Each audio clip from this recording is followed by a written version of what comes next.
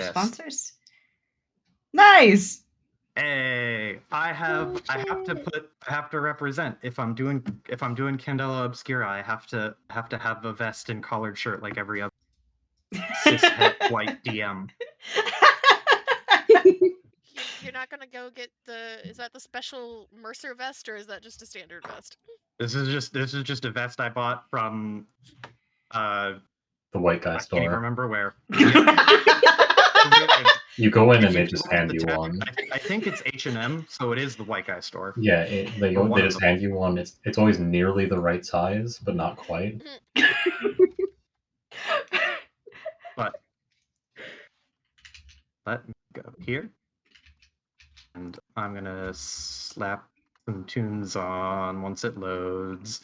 Before you start, I like that your headphones match your shirt. It looks very put together. You look great. very convenient coincidence that my headphones match my shirt and vest. I'm glad you appreciate it. Joe, you look like a shoutcaster for like League of Legends esports. Oh, let's go! Like that's my instant vibe. I'm glad it's You're not about to announce the play of the fucking game right now, you know. So we're going to start the session if you all are good. You can stay and watch. I don't mind. Yeah, I'm good. Okay. Who's participating in this? Because I'm the not Kuel. aware. The Kuel. It is a side story, one-shot thing starring the Kuel, featuring the Kuel. That I have been roped into streaming. And I have nothing better to do tonight, so. Oh, I'm here. Okay. Nothing better to do. Damn. Okay. I guess we're all right. Like, It's be not honest. like we've been practicing. It's I'll great. be honest. It's great to have you here. Let me I'm glad save you face real came. quick. I'll be honest. I forgot that this was tonight. I was just gonna chill here all fucking night, man. Hell yeah. Well, sorry we ruined your night. No. So. I see what it is like to fucking deal with the entire Kuel at once and try to bring them in. I thought the server was hurting cats. You fuckers. What do you mean? Oh. Joe's been having a great time with us. Just look at that face. Just look at that smile. He's so happy right now, thinking about it. I'm thinking of a specific conversation where my partners answered a question for me earlier today.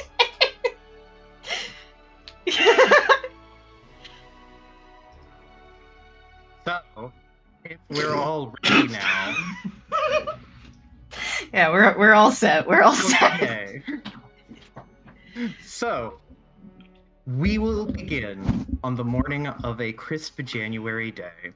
The year is 1899, in the city of Termarkt, and we see just a bright and prosperous city that, despite its kind of abrasive-looking exterior, is quite welcome. And atop all of it, standing much higher than the other buildings in the surrounding area, is the crown of the city, and that would be the cathedral.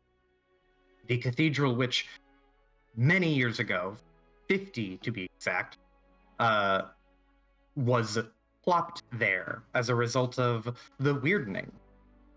And it became sort of the focal point with which Termark began to gather around, and slowly but surely become the city it is today, with industry and like a bit of unique factions and different people and movers and shakers, and it became a very, very potent piece of what is the surrounding like countryside or landscape. But at that cathedral, in one of the towering steeples, in one of the rooms of those towering steeples, there is conversation happening. Sorry, I need to turn this down because I can't fucking hear myself. So, inside one of the steeples, there is a tall man wearing dark robes. He has the vestments and adornments of a priest, with short, grayed, curling hair, and otherwise very like patternless, sheer black robes. This is the Archbishop Morgan. And Archbishop Morgan he's up there in years. I think he's in his mid-60s. But he stands at the edge of a window overlooking the city. From his view, he can see out through all of it, all through most of every district, save the ones that are on the located behind the actual church itself. But he overlooks it with his hands behind his back, clearly lost in thought. Behind him, the door opens to reveal a younger man, much younger than Bishop Morgan, maybe about half his age, with brown hair that's like a little bit reddish, with a nice coif, and he dresses in similar religious garments, but is not a priest, is not any sort of ordained professor of faith, more of but he's a member of the clergy. And he walks in, he's carrying a folded sheet of paper, or papers rather. And he is flanked on either side by two much more imposing figures. These two figures who are wearing reddish armor with like gold trim around the edges. And these two are very, very stark in contrast to the proper attire and like garments of both the clergy members here. But they are also part of the church. More specifically, the Order of the Newly Risen, the ONR. So he enters, and Bishop Morgan doesn't turn around. He merely stands there with his arms behind his back over the city. This young man, Tristan, speaks up first, holding his papers. Archbishop, I've completed the investigation. The incident in the West District, District 5, well, and he's cut off. The Archbishop says, "Good work, Rector. I assume you were as thorough as I've come to expect you." And he turns slowly. Tristan is... Now the guards on either side of him seem a bit more imposing than they did before. I assume the findings were mundane at best, seeing as hunters were there traipsing about the scene with their weirdling companions. Actually, Archbishop, it's quite the opposite. Damage extensive, both in terms of life and property.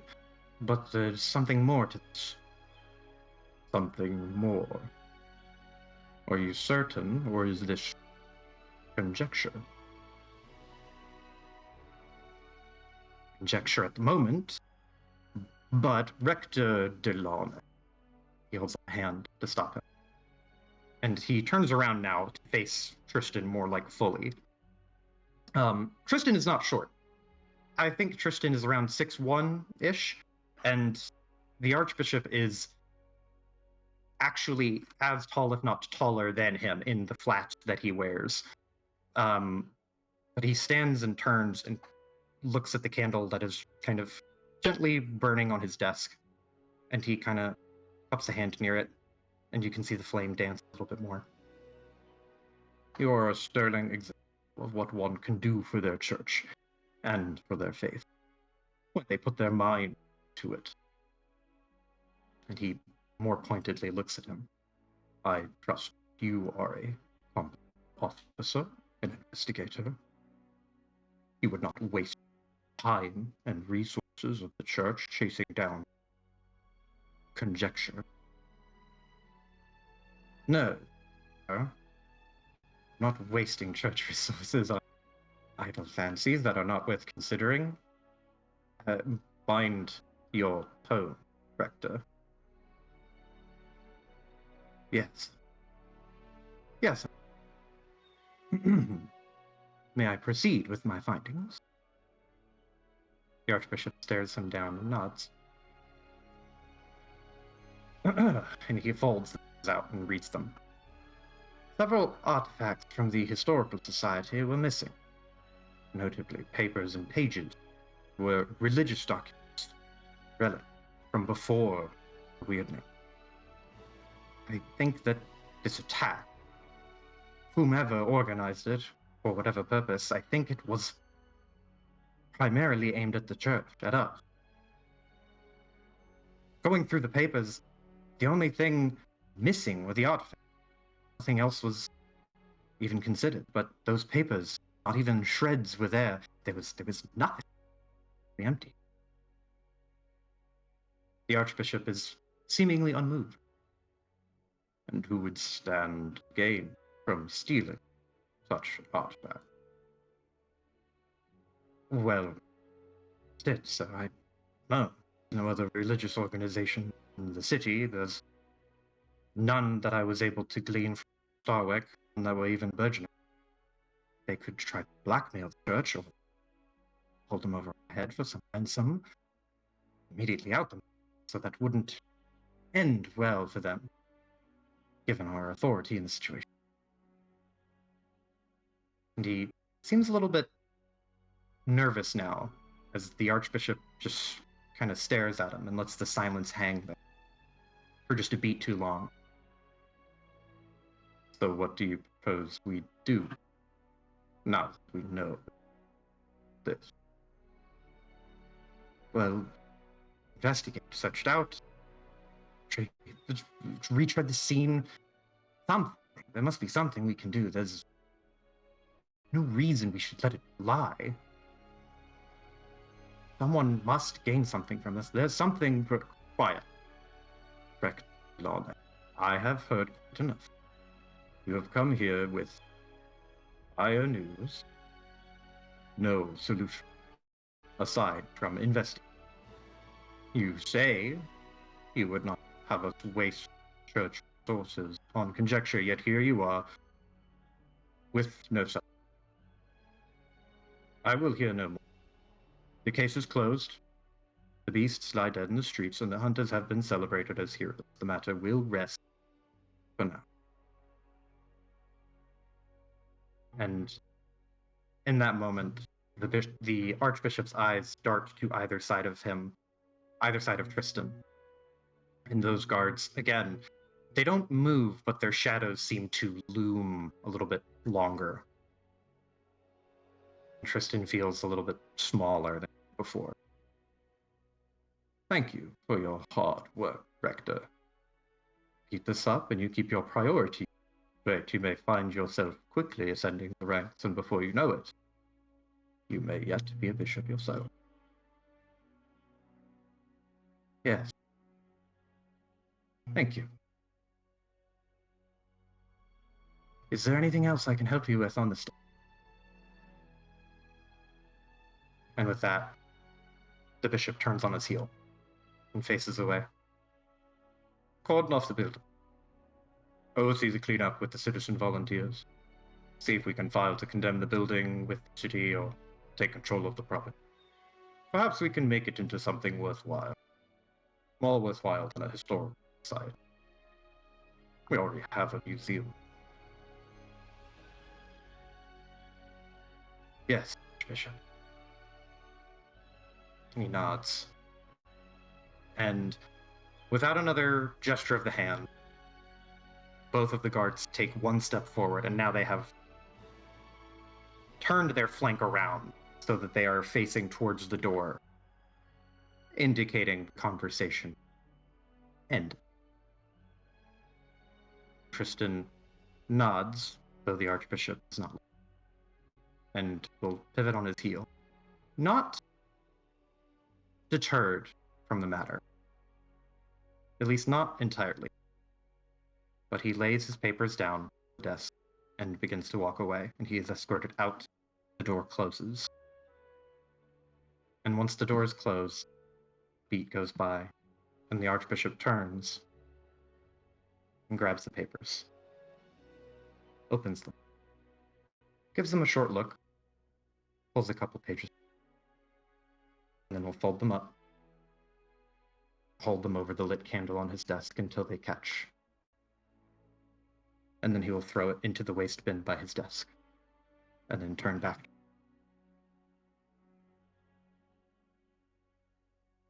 And from there,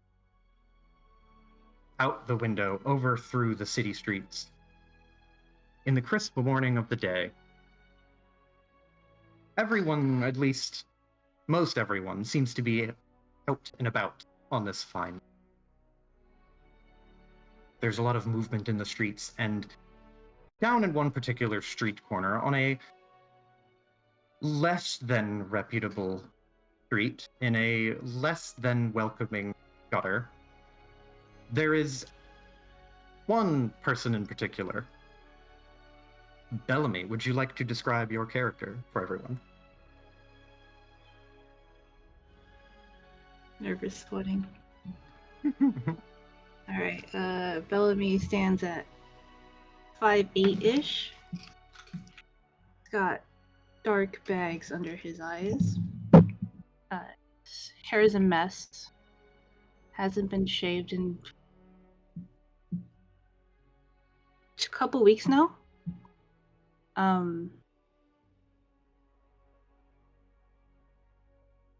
Covered in a bit of dirt. Most likely spent the night sleeping in a ditch. Kind of reeks of alcohol at this point.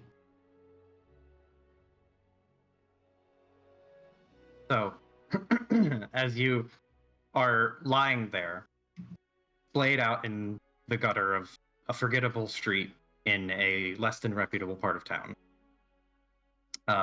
you are enjoying the perks of being unconscious after having drank yourself into unconsciousness. And unfortunately, there is a nudging at your foot, and it starts to get a little bit more forceful. And you feel like a good rock on the shoulder, and then you blink bleary-eyed, and you can see through the haze and through the very piercingly bright morning light a grizzled-looking man with dark reddish, like rust-colored, scraggly beard, short, kind of messy hair. It's mostly kept in line, but not so much that he's a prim and proper man.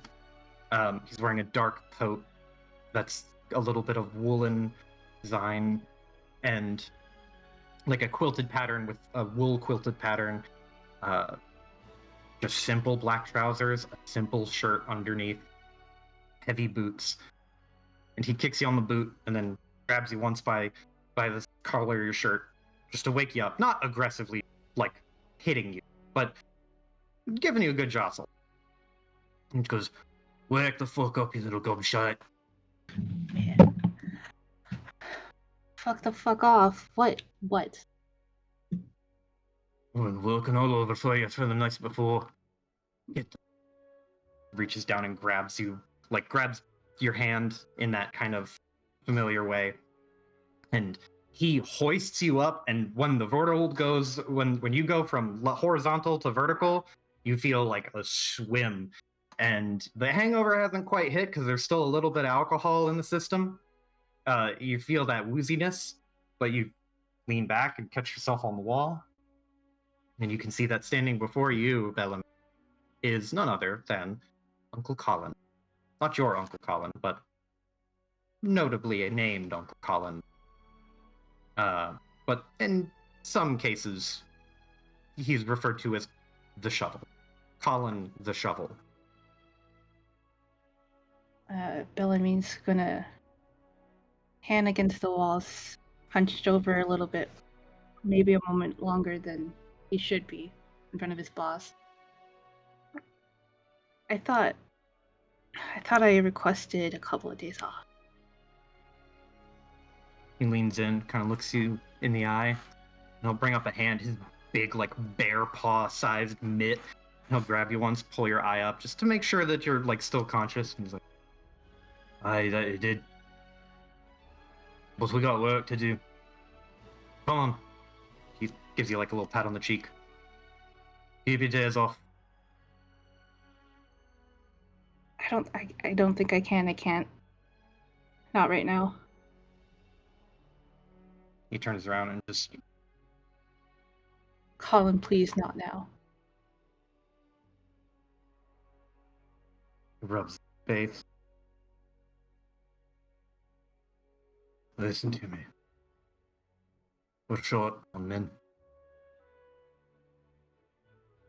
The matron and patron are going out of town for a while. You're gonna help me do what I need to do. He like pokes you with 2 fingers in the shoulder.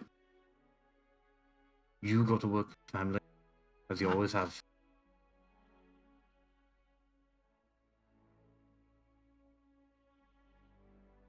Come on. He reaches into his pocket and pulls out a flask, and he shakes it, and you can hear like a tink, tink, clink, like a little bit of tinkling in it. And he hands it to you. You need to wake yourself up a little bit more. Keep the hangover at bay.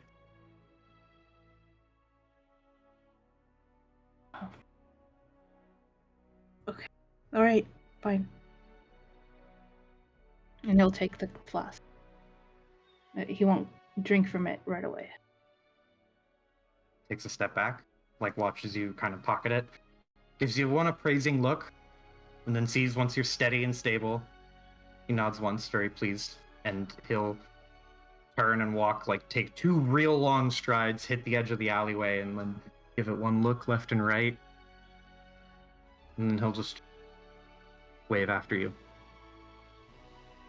And you begin to head towards somewhere for some purpose that he will fill you in on the way. And he will fill you in on the way.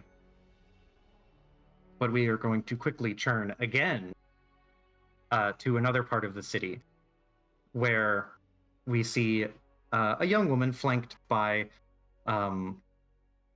2 more older, like, adults, not quite seniors, but the matron and patron, as it were. And we see, not Kathis, Kate Trina? The name. Cat. The young Cat. I'm so sorry to do this to you, John. No, you're not. I'm a little sorry. Yes, it's young Cat, and this is Katrina. Is the name. Katrina. So Katrina Kinsella. Is that right? It's Kinsla, actually. Okay. Katrina Kinsla. So yeah. Katrina Kinsla, we see you making your way through the city towards the museum, getting ready and preparing it to open, or on your way there to prepare and open it up to the general public. And you are being walked with in an unusual circumstance, as both Kate Kinsla, or not Kate, Katrina? Is it Katria? Are you talking about the Mad Cat? Katria. Katria Kinsla. And I don't know how to say Patty Solemn's name, aside from his slang name. Patty Solemn. That's how you say Patty Solemn. So you are flanked on either side by, you are flanked on either side by Mad Cat and Patty Solemn. Your loving parents, for the purposes of the public eye. And they are both in the throes of different sort of business-related things. Mad Cat all carrying a luggage with her, and Solemn carrying a suitcase and looking through a handful of papers. You have just been informed that both of the heads of the household will be leaving to visit Starwick. chase down a business opportunity. But it is a sudden departure, and they have elected to let you be more in charge of the museum than you had been in the recent past. But they are escorting you to the museum, and as you are walking, Patty Solemn will, like, flip through a paper, and what does Cat look like? So Katrina, a young cat, is she's like her mother's side of the family. She's a redhead. Her hair's a little bit messy because she can't quite always be bothered to go through all of the routines in the morning. She has a lot of things to worry about as someone who handles a lot of the day-to-day functions of the family museum, but not all of them. She is about 30 years old, pale, with pale blue eyes as well, smattering of freckles. I imagine that she's wearing some sort of business suit-like situation. And as she's walking with her parents, she seems to be mentally running over a bunch of lists in her head. She's got one finger, hovering by her lip as she thinks, the other fingers of the same hand playing on a thin velvet collar that she wears around her neck as she tries to recall all of the things that need to be done that day. Because all of a sudden now she has to do not just her job, but her parents' jobs. Very true. And in so doing, your parents' jobs, your father will gently, reach over and pat a hand on your shoulder. You all right? I know it's a lot to take in. Oh, I'll be doing fine. Nothing to worry about. He gives you a pause. He takes a beat and just kind of looks over, and on a scale of 1 to 10, how confident is young Cat? Young Cat is confident is certainly what she tries to project.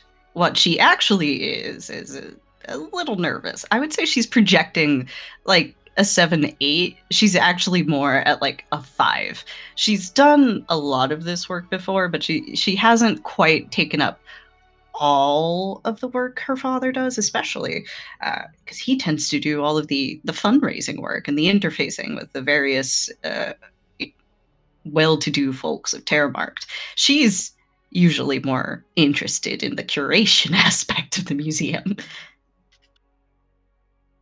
The nervousness is, it's not too palpable, but it's just a little bit hard to hide, especially from your parents, even the ones who aren't as perceptive as these two individuals are.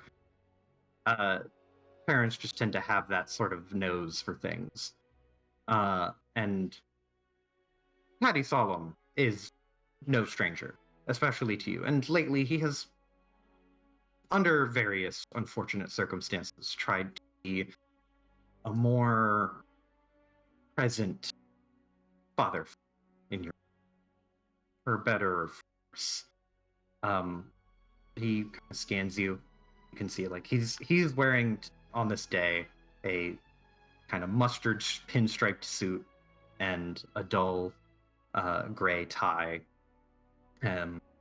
He is carrying, of course, he has a matching briefcase because that's fashionable in this day and age. But he looks concerned and stifles that concern, buries it beneath a feigned smile, and goes, "Sure, I know you will. You got Uncle Colin. He'll be here for you." And at that moment, Mad Cat, her mother, is making a note in a small, flip notepad of a few important things, most of which neither you nor your father are privy to. And she doesn't scoff, but more like, right. Well, I hope you know what you're set up for. There will be a lot to take care of. I hope you know that. Oh, aye, but it's just talking to people. It can't be any worse than dealing with academics now, can it? And I've got Colin with me, so if anybody tries to steal something, I'm sure we'll deal with it in a very straightforward fashion. It's another page in her notepad and writes something down and smiles at your comment. And then her smile fades. Just make sure that you don't let the customers see him skulking around the building. You know he makes people nervous. Well, I got him that new suit and he doesn't want to wear it. He'd look like a proper gentleman in that. And your father kind of lifts his eyebrows a little bit. Getting Uncle changes a bit like pulling teeth, you know. But he means well, and he will keep things in order. You can always lean on him when you need. But we'll only be gone for maybe a fortnight and 2 days. Not too long.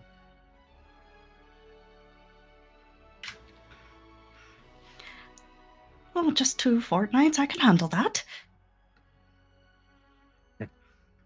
He doesn't reply more than just like a nervous laughter. Just like, yeah. And you arrive at the museum, and it is as impressive as one would expect. It is a grand structure.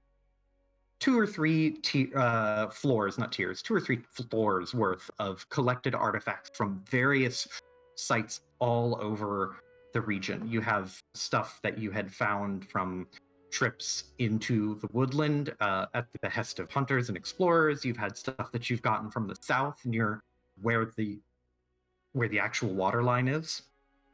There's the shoreline, and there are and everything in between.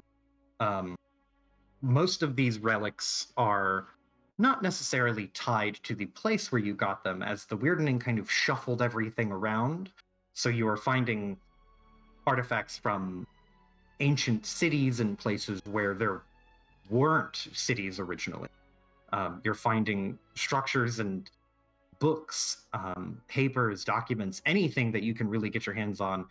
And lately, there's been, or not lately, but like in the past few years, there has been a larger push towards the more esoteric, towards sigils and statues and I think it's bas relief, like anything that is almost archaic, not just pre-Weirdning, but maybe even ancient, like different worlds over, things that you nor your parents really know the origin of and could only hazard guesses at. But these have garnered a lot of attention for the Kinsella family. And the attention has brought with it a good amount of money, which has in turn kind of fed back into the attention. And as you approach the museum, you can see that the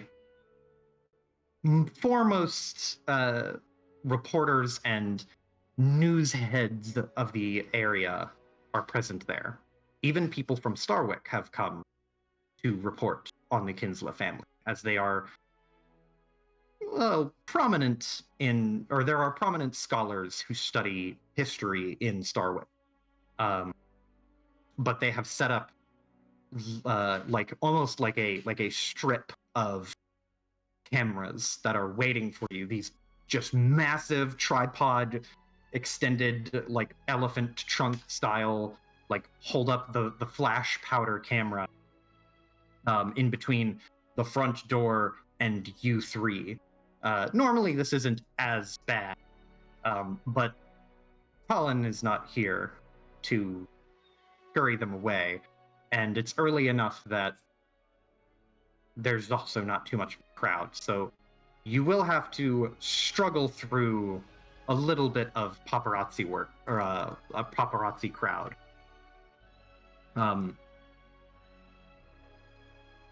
You can, if you want to try anything here, you're more than welcome to, but your parents are very immediately frustrated at the just wrongs of reporters who have gathered outside of their door.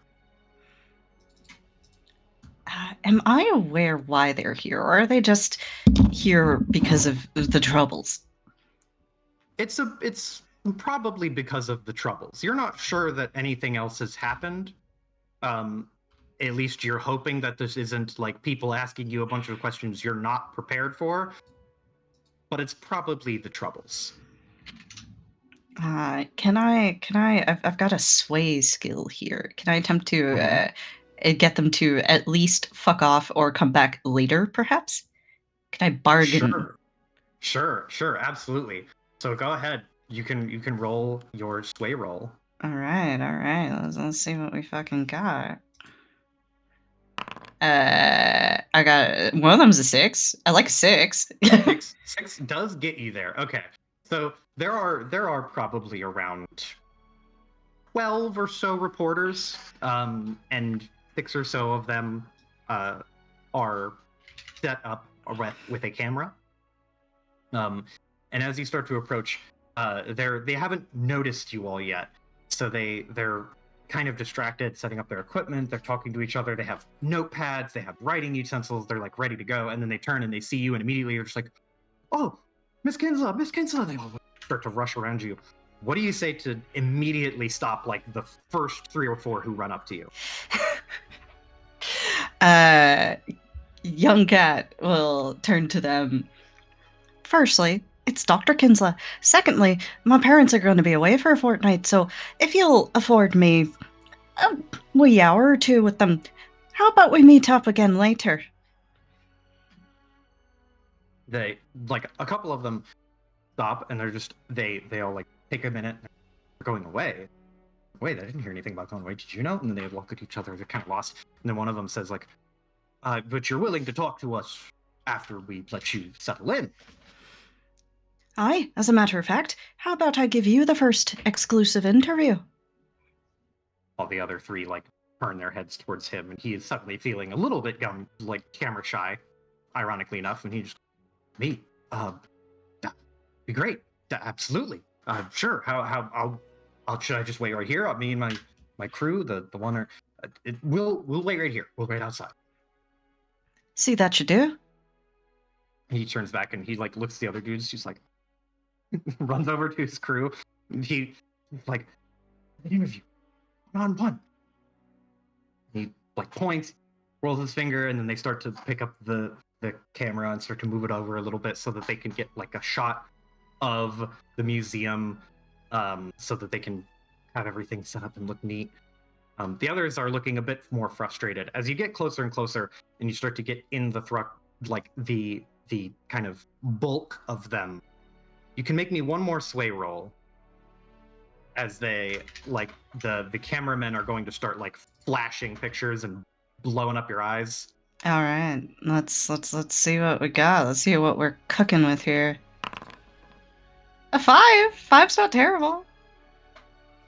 Okay. These consistent 2s, though. Yeah. So a 5 is a mixed success. So you walk up and you're raring up to give the others guys like a good, just give me a minute kind of speech. Right when you walk into the main thrux of them, you see them start to arm their cameras like men standing up on a gun battery. What do you say to them, the ones who did not get a private interview? Oh, that's a good question. All right. How about she's going to try and focus their attention on her so her parents can get in unperturbed.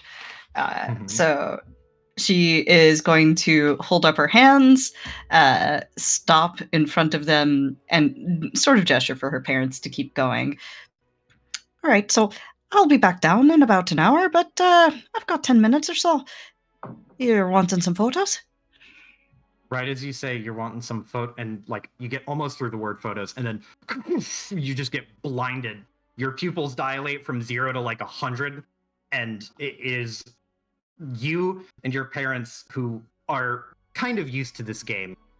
The photo, when it finally finishes being like prepared and cured, you would see like 2 Kinslas blocking their face, and then you who is like staring wide-eyed into the camera, like full face shot of with part of the city street in the background. But after that, the guy behind the camera just like takes the thing over and just goes, sorry, I prematurely shot that one. Oh, I'm sure that's what you tell everybody. He kind of smirks, is like, and then just gets behind it and hides back underneath it, and you can see him reach over and then grab the tripod and lift it and start to move back. They all look at you. Are you offering them also some of your time? Yeah, she'll take a like 5-10 minutes before heading in so that her parents do not have to deal with them. Okay. So as you start to walk by, Mad Cat will like whisper, "Don't give him too much for free." And she will cruise on in. You notice that right as she does, like your dad gives you like a plaintive like thank you kind of look, and the last like 5 or so feet, there's one camera set up like right on the threshold of the door, and right as they get there, Mad Cat reaches out and grabs the camera and just pushes it, and it just the whole wooden contraption folds and collapses in on itself, and you hear like 1 or 2 of the news people, like the news team of that particular agency, they're just like, whoa, just like they look like, are you gonna pay for? They notice you, like, are you gonna pay for this? Is she gonna pay for that?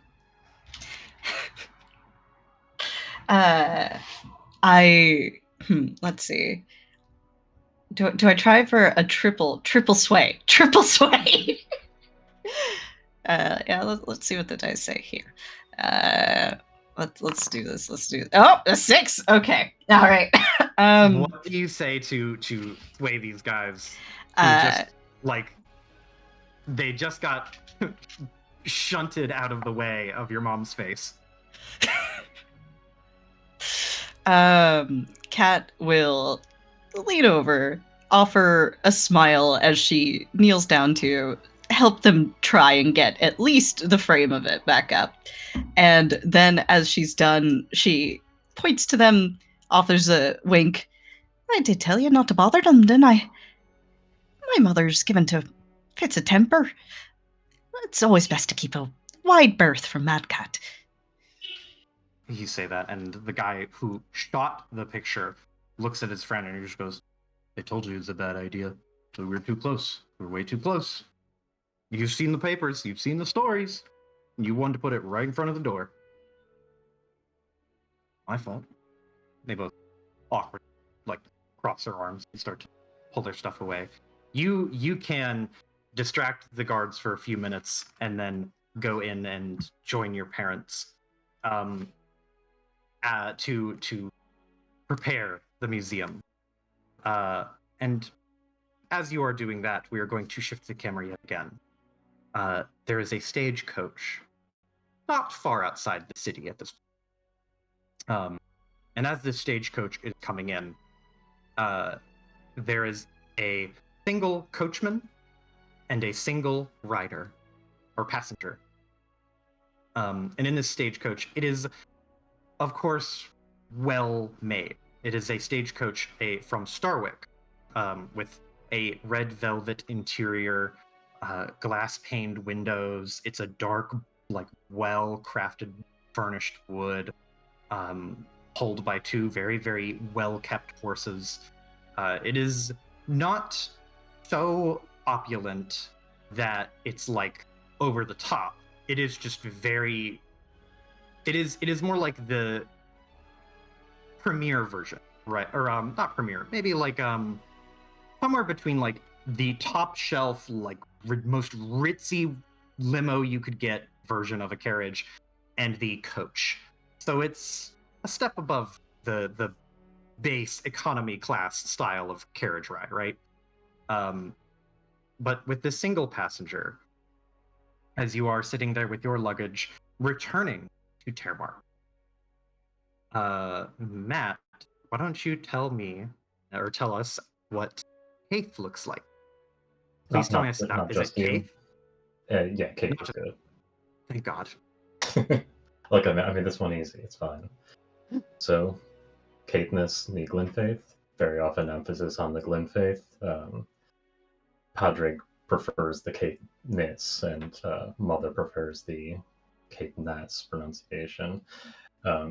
Last anyone saw of them, they were a very bedraggled youth that showed signs of, if not necessarily poverty directly, that nobody really had their best interests in mind. So hair was a bit overgrown, clothes not the best, some bruises and dirt and so forth. And in their time away, they've only really become more that way, and also more eerie in the ways they used to be. Their hair is longer, the proportions are greater and more awkward, and there are still some bruises, and fewer from the receiving end and more on the giving end, a few discolorations around the wrist and knuckles. They travel very lightly rather than sort of matching the coach with a nice piece of luggage. They have a messenger bag with almost everything they care to bring with them, and in their lap a book, The Key to Theosophy by one Yelena Blavatsky. As you are riding the slight, like, nicker of horses and clatter of hoof on gravelly road, the coachman will lean down to the little porthole window that is basically just there for communication. He'll lean over to it and be like, "We should be there in probably another about 15 minutes or so, ma'am." Caithness just kind of sits there for a while. They haven't spoken much on the journey, and they seem kind of eerily still, though if you look, they're actually kind of just tensing themselves now and again to not sway with the carriage. Eventually they kind of turn and look up. "Thank you, it's wonderful to be heading home again."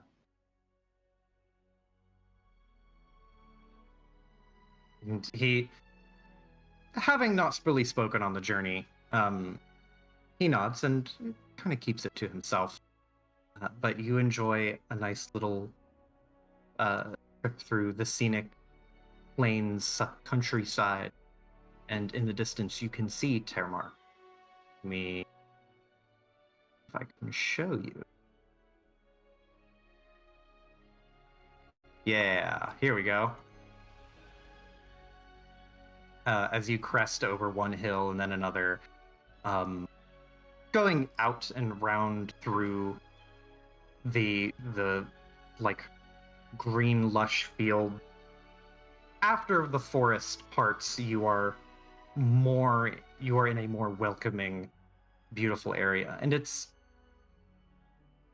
always bothered you in particular, Kaith, because from what you studied and from where you really cut your teeth, academically speaking, the picturesque scenery that you see around Termarkt, especially in and around Termarkt, but not exclusively, it seems almost deceitful.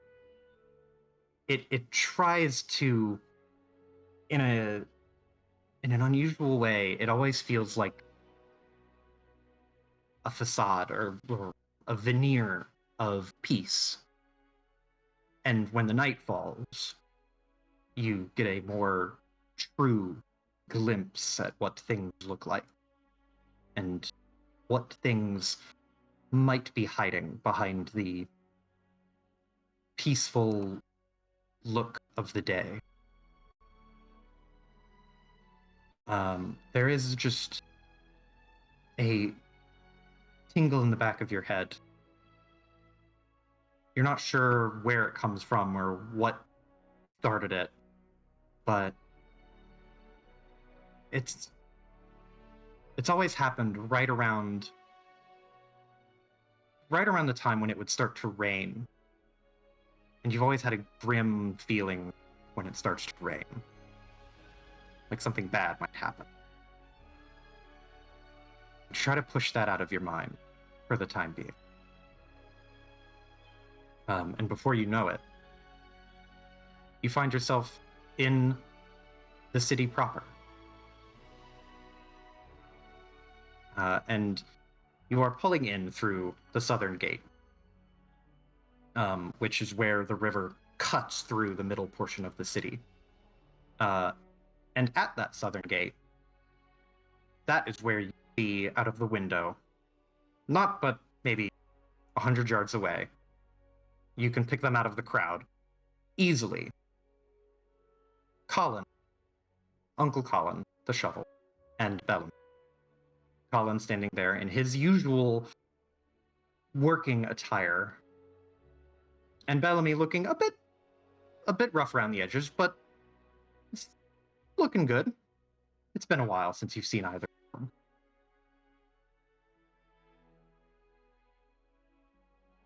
The carriage pulls to a stop, and the horses bay and whinny for a moment. The carriage is paid for, so you don't have to tip or anything in that nature. You are free to disembark. And as you do, the carriage, I can't remember the word. Coachman. Coachman, yes, thank you. Oh God. The coachman will hop down, make sure the horses are steady, grab your bags and luggage, and start to offload your belongings, because you are coming back to Termark to stay, correct? Maybe. Depends on what happens. Maybe. But One can argue to Bellamy each other. and Cathus, you see each other after a long break. And Bellamy, as you are walking over here, you were informed by Uncle Colin that not only are the matron and patron of the Kinsla family shipping off for a while, but you are picking up a particular person who's arriving by carriage. And this is where you are headed. Or this was where you were headed. What do you do?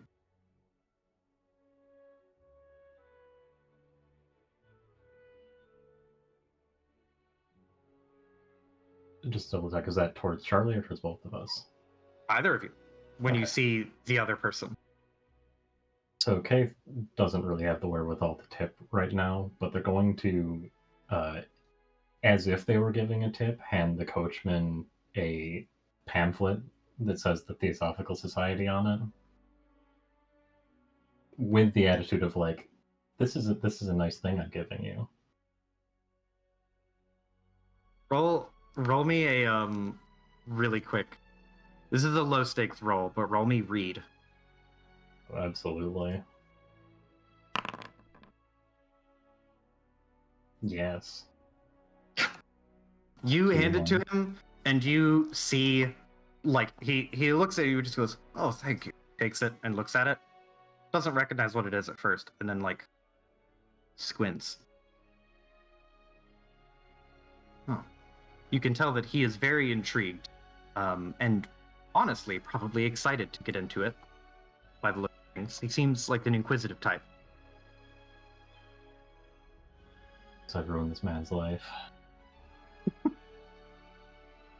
And with that, Kaith is going to pick up their small amount of belongings and just kind of look across the crowd at Bellamy and Colin, just kind of expectantly. They're in no hurry, but they sort of know what's coming. Mm, Bellamy makes a bit of a pointed effort to, like, he'll glance up once and look away. Definitely got something that I think Keith would know he wants to speak about, but is not looking forward to it. Kate kind of looks sympathetically towards that and decides to start walking over of their own accord. Obviously, with Colin hovering around, Bellamy's not going to be terribly comfortable about that either way. Uncle Colin will see you start to approach. He'll give one good shoulder thump to Bellamy. Come on, lad. Say hello. He kind of lumbers. He doesn't walk with a limp per se, but he favors his right leg, and he always walks with like a heavy kind of leaded feet gait. But he'll walk up to you, Kathis, and you and Colin have an unusual but warm relationship.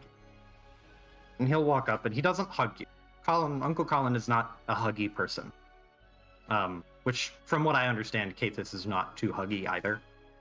No, they might like jokingly say, "Don't touch me," as he walks up, and that's kind of their dynamic is.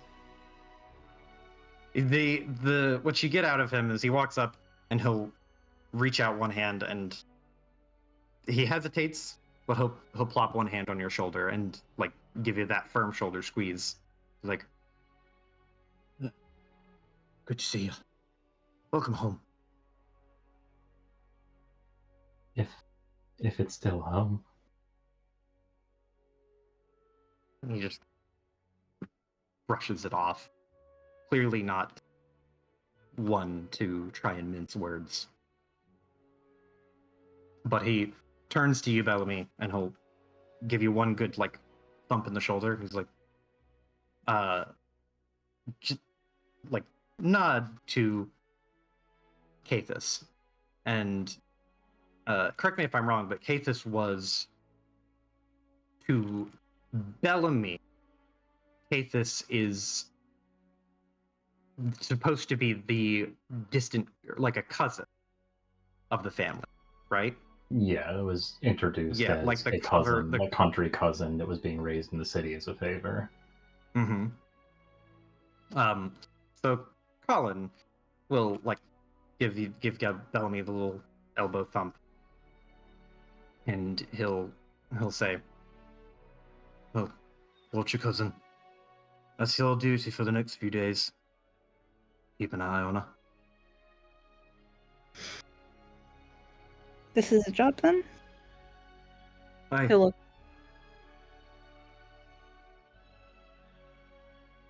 Oh, Hi, Amy. Bye, Amy. but yeah, Okay. he very much is just like, that's it. Simple as. I'm not going to give you another. Kind of holds his tongue there for a second, and he reads your expression. And if you want to roll me a read roll, Bellamy, you can.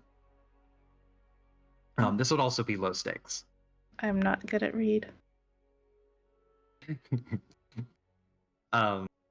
He catches some words in the back of his throat, and then just nods once and just give you an easy job for now. Wipes his nose. Grateful as always, boss. Keith? It's been a bit. Hasn't it? Don't worry, I don't think this job will be much work.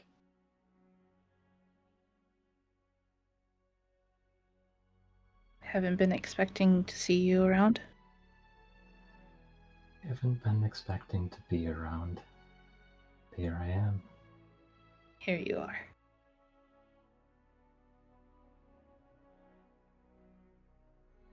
City hasn't changed, but you have.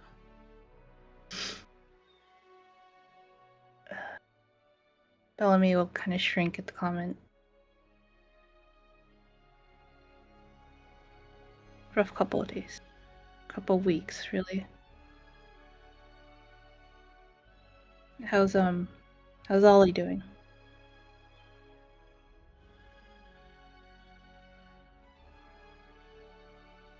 Oh, doing well, if you can call it that.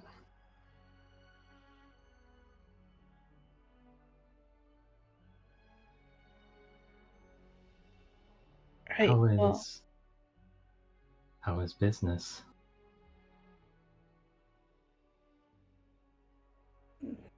he shrugs. Last job was a few weeks ago. Colin jumps in a very unusual, unprecedented move of like jumping into a conversation. Typically, Colin is the quiet type, but he'll jump in and say, "Business is good. It's been up and down lately, but we manage. Come on." Bellamy will take out the flask and take a swig. You see Bellamy. You see Colin like see you take a swig, and he gives one good nod, like, "Good." But he starts to lead you both to the museum. And walking through the city streets, you see the late morning hustle and bustle start to dwindle down. And you, in your various ways, the three of you being connected to the Kinsla family by more, not tenuous, but seemingly less direct. You're not in the papers as directly, if at all, really. But people don't recognize, like, Colin just by virtue of the way he looks. Like, he doesn't have the affectation of fame or notoriety in any way. So you aren't harried or bothered by any sort of pursuing porters of any kind. But as you are going, you do hear just general whispers on the street. And you are walking up from the southern portion of the city up to the inner circle that surrounds the church. So I think I have a city map somewhere. Maybe not here. But there is an inner portion, like an inner island area that exists in the center of Termark. And on that little, like, plot of, well, it's not very little, but on that plot of land, that is where both the massive church is, as well as the museum. Generally, that's where the more pricey or opulent homes and estates would be. There is an in city walls estate where the Kinsla family has a place that they can stay that isn't outside the city. So you do have a place outside the city if you want to. But their home is there, very close to the museum, just a few blocks away. But it doesn't take you too long to walk through the city and see the familiar city building lines and roofs and walls of everything. And Keith, compared to Starwick, the buildings are much smaller. They're not nearly as towering, but they seem to have more weight to them. The population here is about the same in Starwick. If Starwick is a little bit more, but here the city is just more dense. There's more people, so every building has more packed in it. And it's just the way that the city is laid out, the way how it's rather circular rather than this sprawling metropolis. It's almost a little claustrophobic in a way, It's like if you went from a cramped downtown Pittsburghy area to like a more wide open street of New York. Like, it's not. You're just so used to Starwick at this point. But there's that sensation that kind of hits you in the back of your neck again. Roll me a sense roll.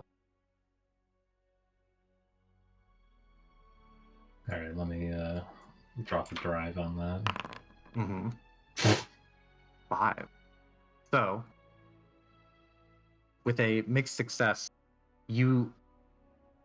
it's not too windy, but you feel like a gust of wind, like someone blowing on the back of your neck, and you kind of get a shiver up your spine, and you just get a sense that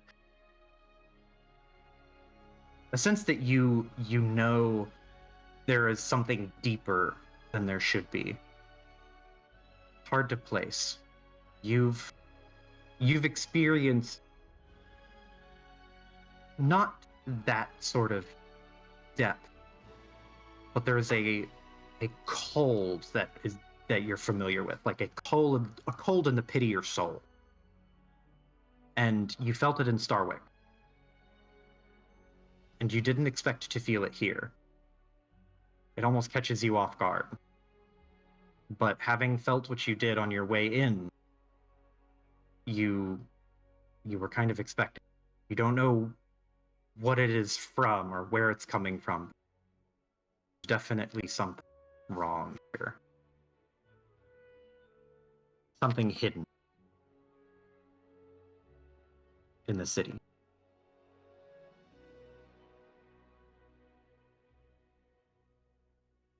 Kate is very used to that sort of feeling, and really they're used to being the one that's the cause of that. As you described earlier, the city becoming its sort of true self at night.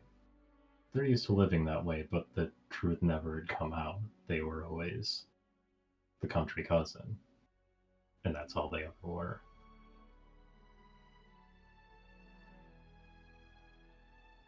So, as you're walking, you feel that brief sensation, and you don't notice, but again, you and Bellamy, Colin, all arrive at the museum startlingly quickly.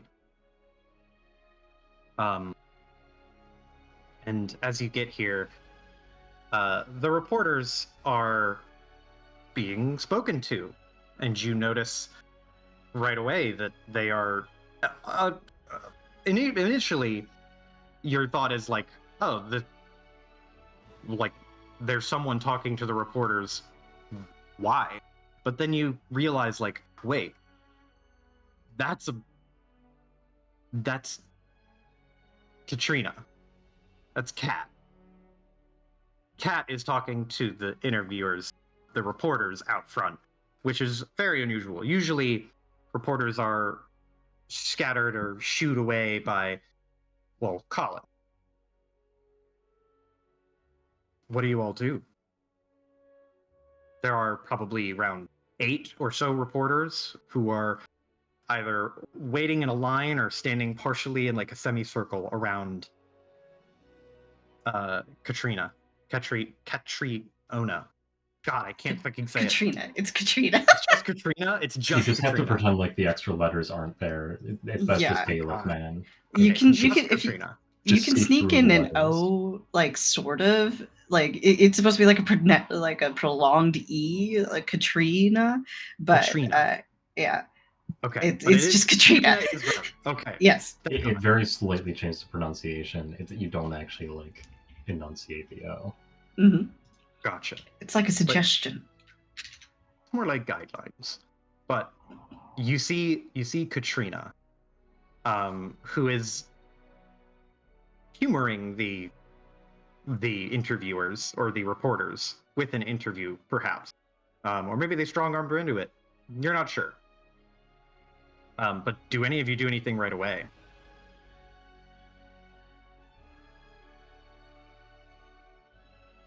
Kate kind of looks at them and closes their fist. They don't really have a lot of time for people, especially the sort of people who just do the same thing every day and don't really have any extra interest beyond that. They're seriously considering just battering their way through the crowd.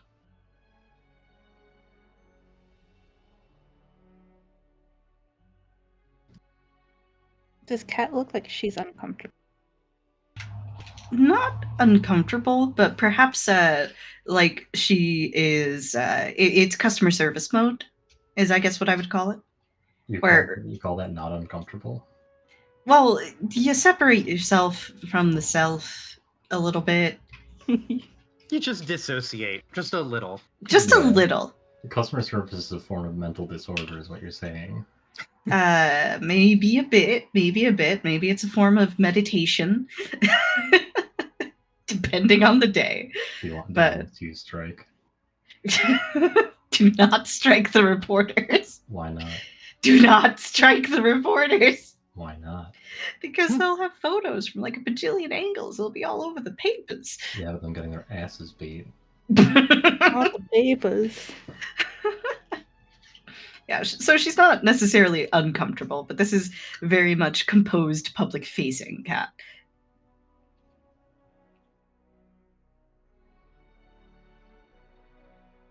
Bellamy Just will. the energy of the situation. It seems like this is a very recent. Like they probably just started talking to Kat. Sorry, Bellamy, you were saying. He's just gonna look to Colin.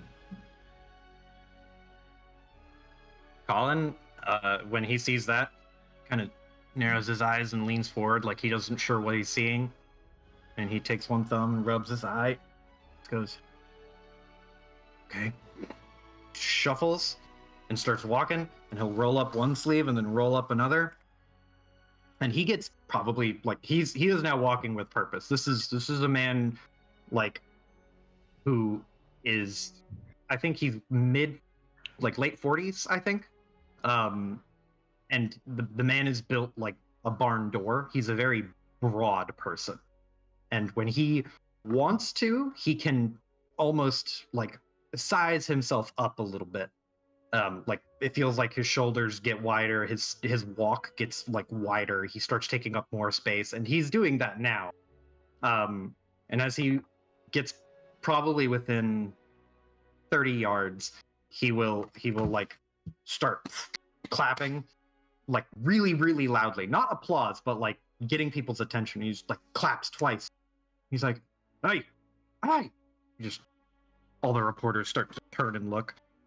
Kat, you see Uncle Colin is there. And you also see Bellamy, who I think you don't recognize, correct? Charlie, I believe that they've spotted each other as adults a couple times, but like They it's always been recognize each other, but not as what they used to be. yes. Is that yeah? Okay. Yep.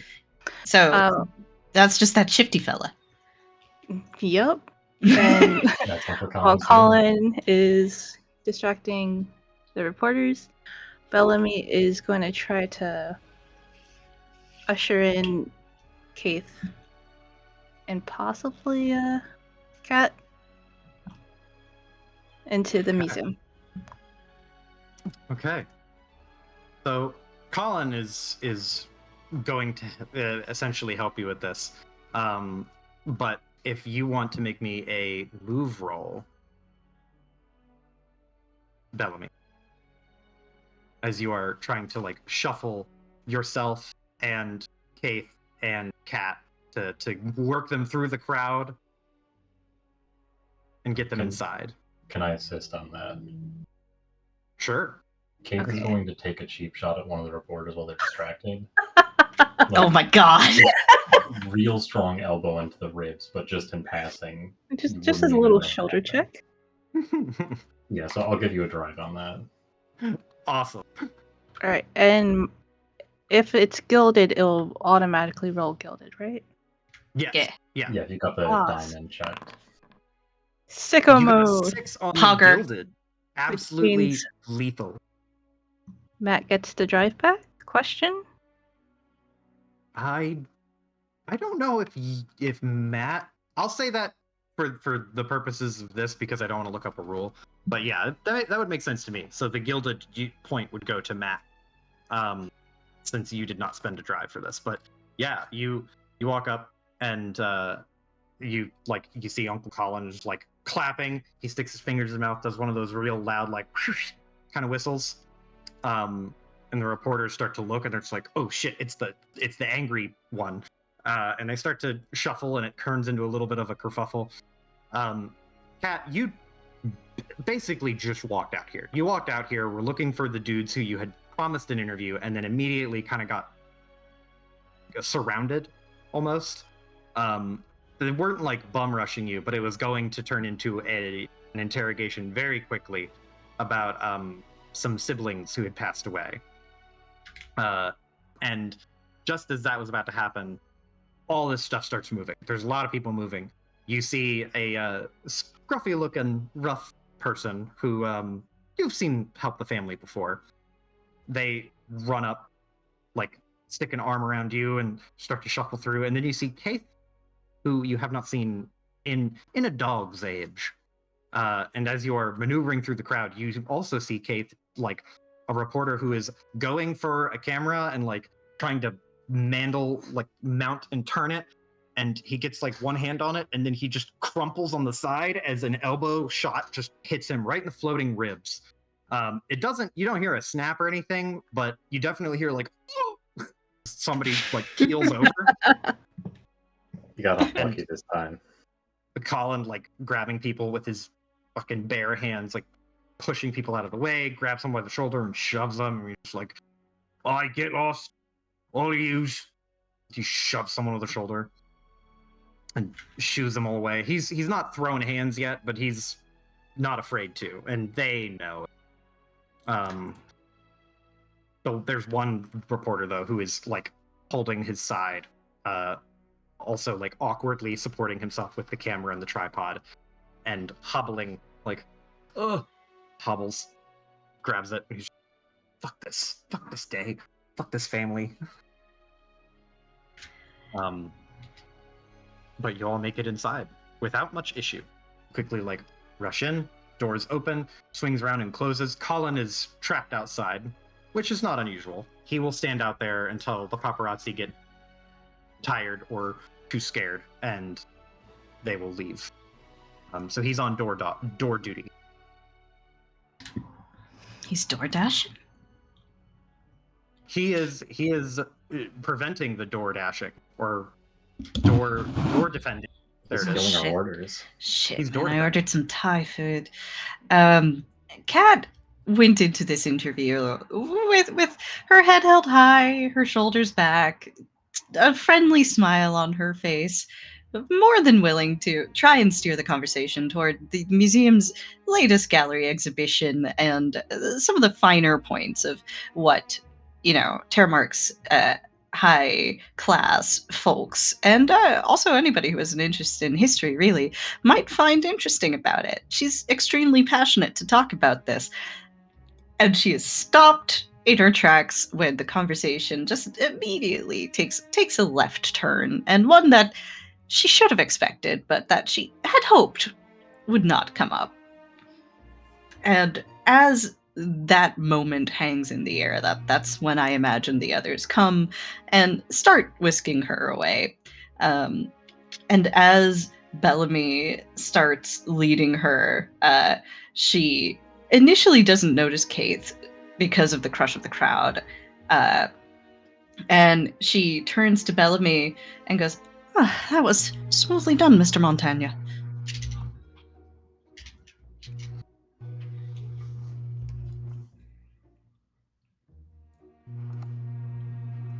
Yeah. So, no problem. Smooth. Kat kind of just stops for a second, blinks. Right.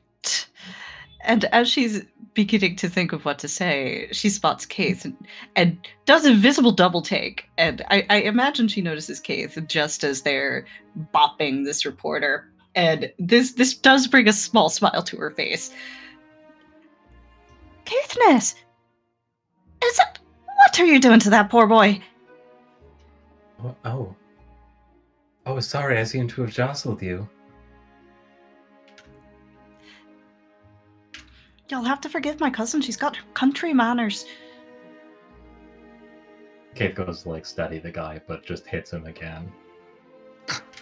Right where he got hit before. Starting to bruise, right on the bruise. Oh, I'm sorry, I'm so clumsy.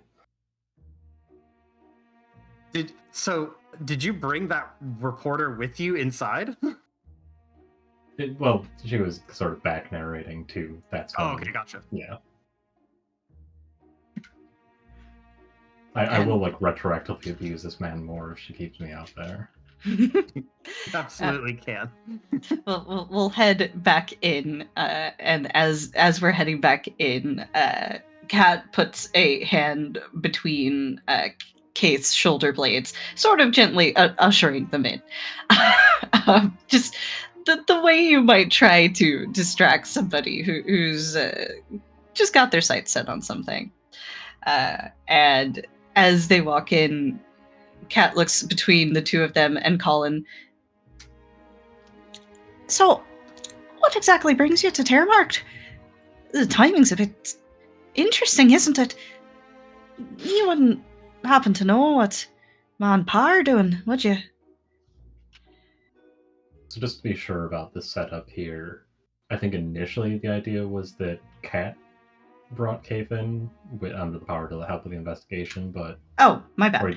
Are we drifting that towards, Colin did it, or I just want to sort of establish a baseline?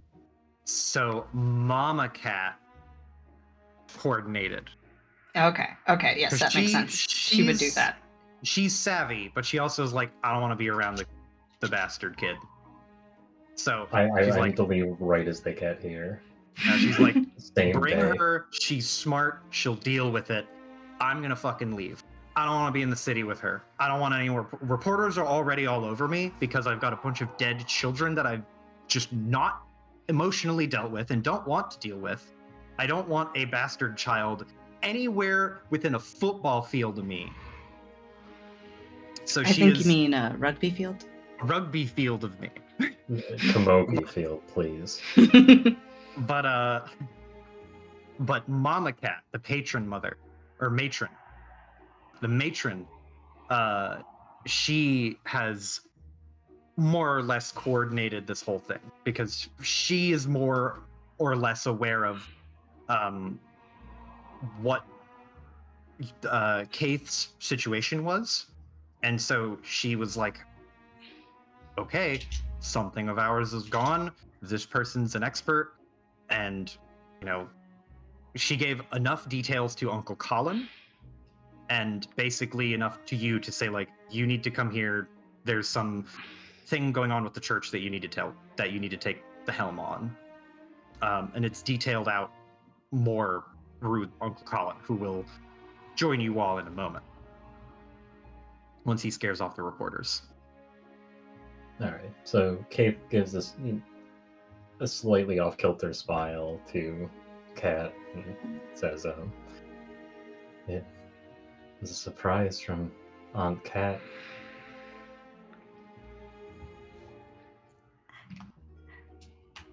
Kat's eyes narrow as she tries to run the math on a surprise from Mad Cat Kinslet. What does this mean in particular? What exactly has been dumped on her? And there's this moment of hackles starting to rise distantly, but then she shoves it aside. Right, well, whatever it is she's got cooking, it's good to see you. And she leans over and she pulls Kate in for a hug. Kate is the most awkward hug you could possibly have. That does not stop Kat from trying, but it does keep it briefer. She pulls away and she looks Kate up and down. You're looking, well, like yourself. Bit glummer. University will do that to you. You're looking well. In your element. Powerful. Kat laughs a little self-consciously. I wouldn't say powerful. That university does that to you, doesn't it? Say, are you finished with your doctorate? No, I've gotten held up a bit. It's a little embarrassing. Are you needing me to put a word in with somebody? Oh, no, I've gotten distracted.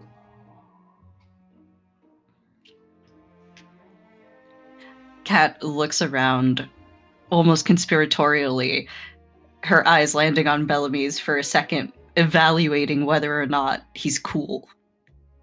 Oh, very cool. Bill has no idea what's going on. He is illiterate. Rolls way to be cool. I am the coolest. No, wait, no, I failed this, right? Yeah. You roll, because you have no points in it, you roll Yeah. 2d6 and take the lower. There's a moment where you're cool. He's actively trying. You were like, when You were cool nobody until you was started looking. trying. Yeah, when nobody was looking at you, you were just like kind of posted up on the wall. You looked like magazine model cool, like the little bit of like a cigarette in your hands, just like dribbling it between your fingers, just like looked absolutely dead ass cool as hell. And then you noticed someone was watching and you're just like, oh,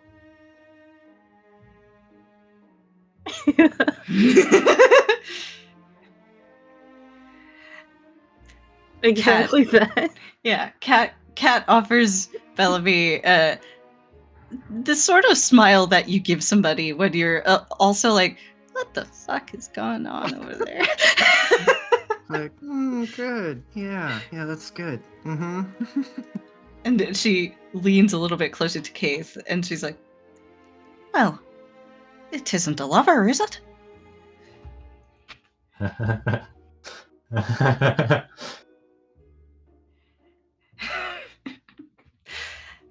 Kat smiles, nods. Right. I were a fool for asking. Oh, you're no fool. I hope. Sometimes I do wonder, but I'll tell you what, I'm not a bad host. How's about we have a spot of tea, huh? That would be lovely, cousin. You will be inviting him, won't you? Kat looks at Bellamy again. Is he cool? Bellamy is definitely watching Kat this time. And looks away the moment she turns.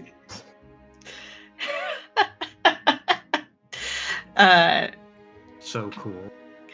Kat looks. Joe cool. Kat looks to Keith. Well, I'm glad you're making friends. Mr. Montagna, you're welcome to come along if you'd like. Bellamy will look to Colin if Colin is still here. Colin, right around that time, the door would open and Uncle Colin would come in and he just like rubs a hand over his face. He's clearly tired already. Like it's not even like noon and he's already exhausted today. But he'll enter. The reporters have all been shooed away and he'll turn on his heel and turn and close the door. And he'll turn and then look at you, give you an up-down Bellamy, and then turn. I missed something? We're moving into a tea room. I was just suggesting that. Oh. You see, like, for a second, he was just half-jokingly suggesting the tea room, and then just goes, all right. He'll grab something and kick the, the door stopper into the back side of the door so it keeps it shut. And he reaches into his pocket, and you can see he has an envelope tucked in there. And he only pulls it partially out to make sure that it's still there. He doesn't do anything with it. He kind of stares at it and just stuffs it back in his pocket. Oh yeah, tea room. Tea room would be good. And the tea, too. It would also be good. Stops. Like, right. Tea will need tea for the tea room. He turns. He looks at Bellamy and he's like, go get some tea. I'll turn and he starts following Cat. Kat will lead everybody to the tea room, which I imagine she takes some pride in the tea room, as it's probably one of the first rooms that she helped curate when she was younger and still studying, and shows off some of her favorite pieces in particular, each one meant to spark a conversation, hopefully a conversation that leads to the crucial point of, wow, I sure would like to throw money to the Kinsler Museum. And normally her father is the one steering those conversations, but today she's having tea with family, her cousin, her uncle, and some guy. Some guy who works for your uncle. And some guy who works for her uncle. Probably like the prized worker of your uncle. Like this is the guy that you end up seeing the uncle, like Uncle Colin, lean on quite a bit. This is goon number 1. Yes, number 1 goon, the named Number goon. one goon. This is the Nemesis system goon from the Lord of the Rings game. the trademarked goon. One who keeps coming back. Yep. But Kat actually starts setting up tea herself, and she, I would imagine, knows how Colin takes it. But as she's preparing Keith's, she turns to them. Do you want me to surprise you? Yes. Right. And Kat nods sagely and starts rifling through the tea cupboard as she does. Well, turn away, Keith. No use staring at me. Then it's not a surprise. Keith just immediately goes to reading their book. And you, Mr. Montaigne, how'll you be taking yours? Firstly, a question. The museum is part of the estate, correct? No, separate property.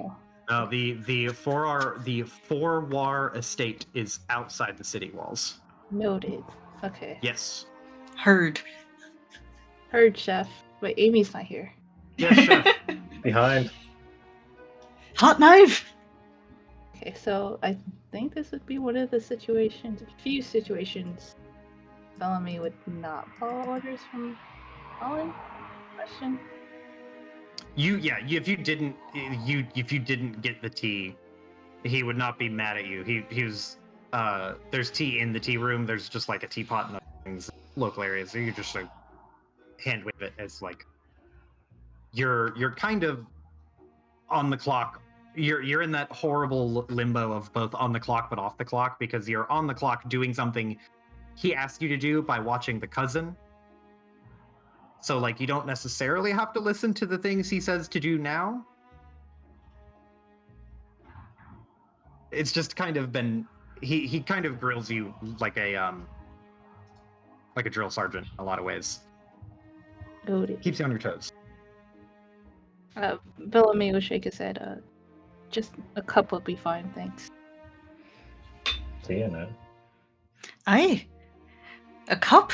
A cup of what? Just a cup. Only a cup. Please. Kat turns with something tucked away under her, pinched between her arm and her side, this being Caithness's selection of tea. And the other hand, she cocks on her hip. What sort of host would I be if I just gave you a cup? An empty cup?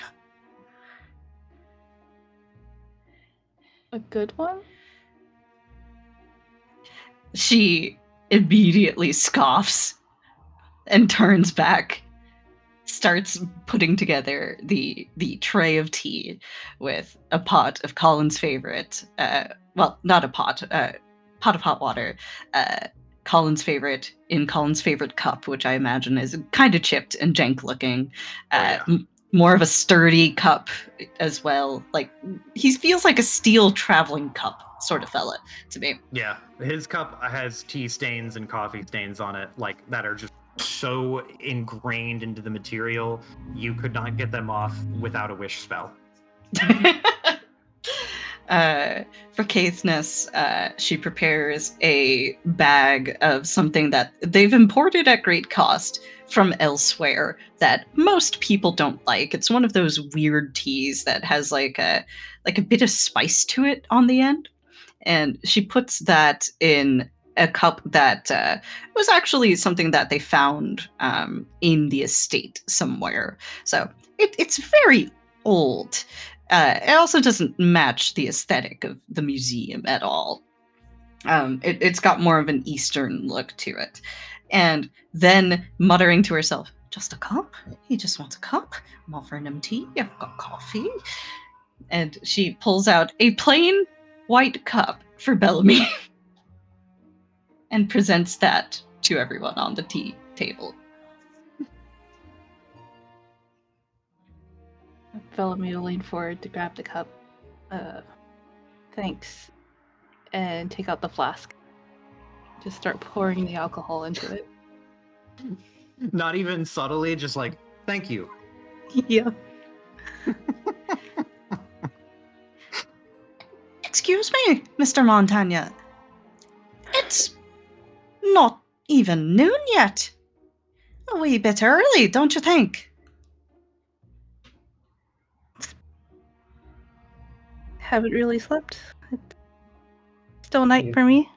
You know what they say, Cat, here? Always chasing the night before. Keith gets it.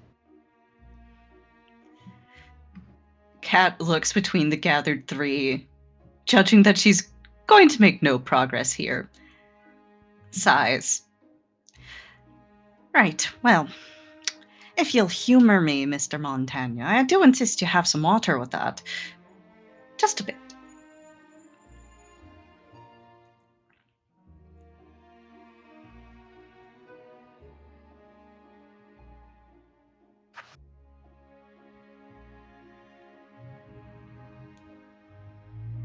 Can I get another cup?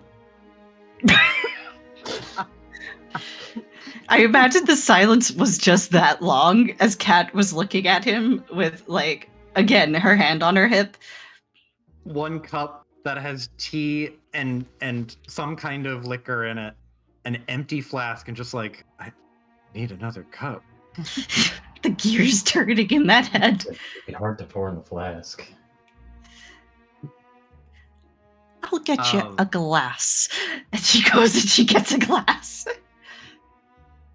You come back with the glass of water, and you have all sat down, gathered your drinks, and started to collect yourself.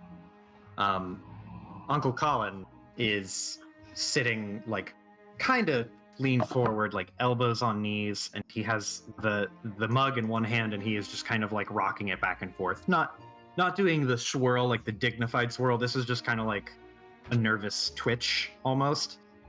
And he's thumping his leg, rocking his hand back and forth with the cup, and he has the letter from his pocket in his other hand. And with that letter, he flips it open and is like, okay, so got some words from your mother. And he looks at you, Kat. There's a reason we reached out to your cousin here. He gestures to Keith. And there's a reason why you're gonna watch him. But, well, you all saw the papers. You all know about the attack that happened 2 days ago. Some kind of nasty business with ghouls. Or ghoulites, or whatever the term is, I don't know. But some pot of monsters found their way inside the city and wrecked up a historical society. Not sure why. But apparently the church is investigating, did their due diligence.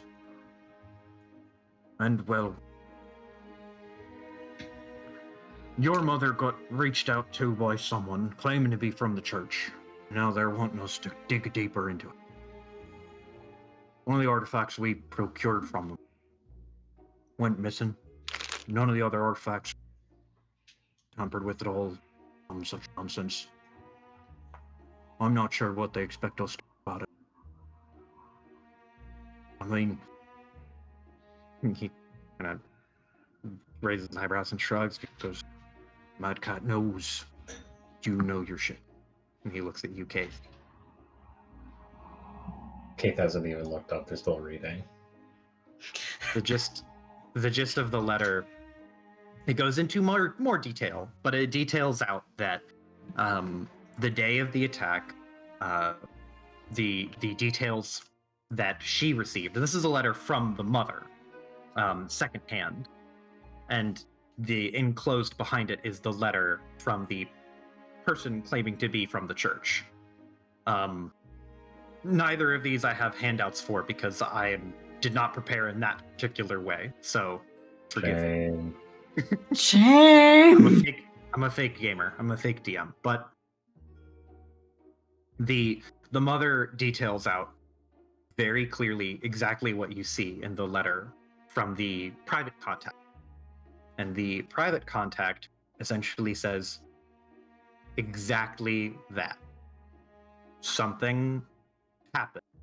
It's not clear. I think the church wants to cover it up. You can't tell them I hired you. So this is someone in the church who wants you to investigate what the church is doing. And Uncle Colin, he has read these letters. The letter from the mother is addressed to Uncle Colin, very explicitly outlining the instructions. It says, like, we're bringing Keith here. They are the subject matter expert on this particular series of documents. And they will know what to do. Just make sure that you give them whatever supplies you need and you help them as any way you can. Other than that, man things, like man the helm, keep things sailing smoothly. Don't let the press get on our tail about it, because if word gets out that not only are there a bunch of deaths in the family, they're also conducting some kind of private investigation into a ghoul-related incident that had nothing to do with them, seemingly. There's going to be a lot of bad press in a very, very tenuous time. But Uncle Colin, like, he's read the letter up and down, back and front, and it has added bags to his eyes because this is not his strong suit. He does not do the intrigue thing. He is a very straightforward kind of person. You want a hole dug? You tell him how deep. He'll dig a hole perfectly. You want him to investigate a crime scene? He will go there and pick up obvious shit, like if there's a gun on the ground, but like he's not definitely not his wheelhouse. But he's an extra set of hands for the actual more intellectually inclined sort of handiwork that needs doing. But as you read the letter, and as you're kind of running through it, Uncle Colin just rubs his brow, and he'll take a sip of tea. Things are a bit stressful right now for the family. You can imagine. And he looks over to you, Kat. What with all the death? Not been easy. You weren't to know. But your father's to some new scheme. He and your mother got something planned. Something about running for government. trying to get involved in the politics now. Think they're getting fed up with the artifacting.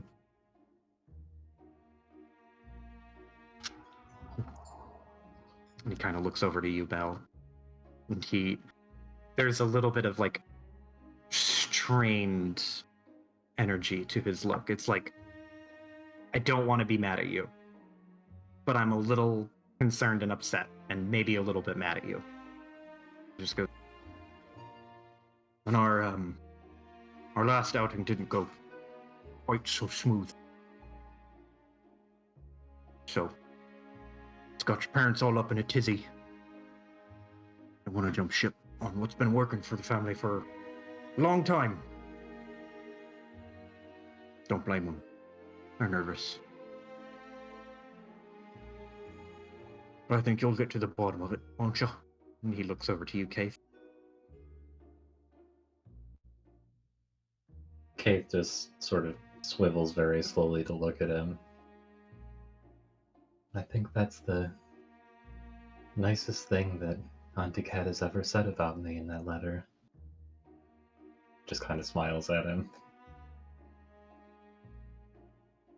Colin is aware enough of the situation to like nod and only get a shadow of understanding of context.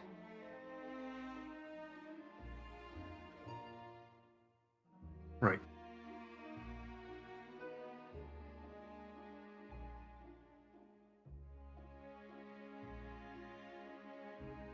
And he drums his knee for a second and just goes,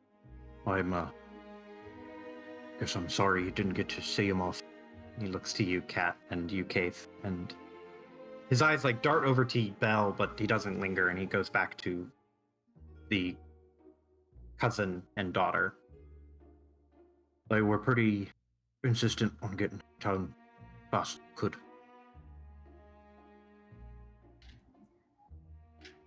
That's a wee bit strange, given, well, they're going into government, isn't it? Shouldn't they be seen out and about in Termarked, if that's the case? Oh. I guess so. I'm not a politician. I don't want to be, don't claim to be, neither. But they're playing the games. They're doing what they're wanting to do. They're doing what they're wanting to do, looking for some kind of way out. I think this most recent venture up to Starwick is something about trying to reignite the railroad. I'm not sure. I only heard a few brief words exchanged between them. Mad Cat's. She's desperate to get out of there. And he gestures to the museum. To get away from it. Wants something more permanent, less, I guess, old. Something with fewer memories. He nods. Aye. Probably something with food, too. Less history.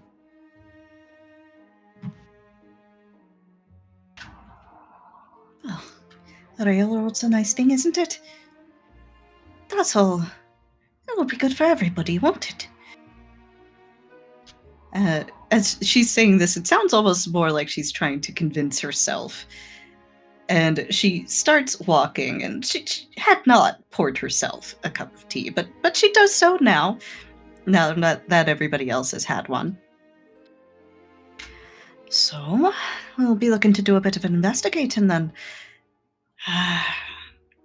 And you said this happened at the Historical Society? He nods. And you,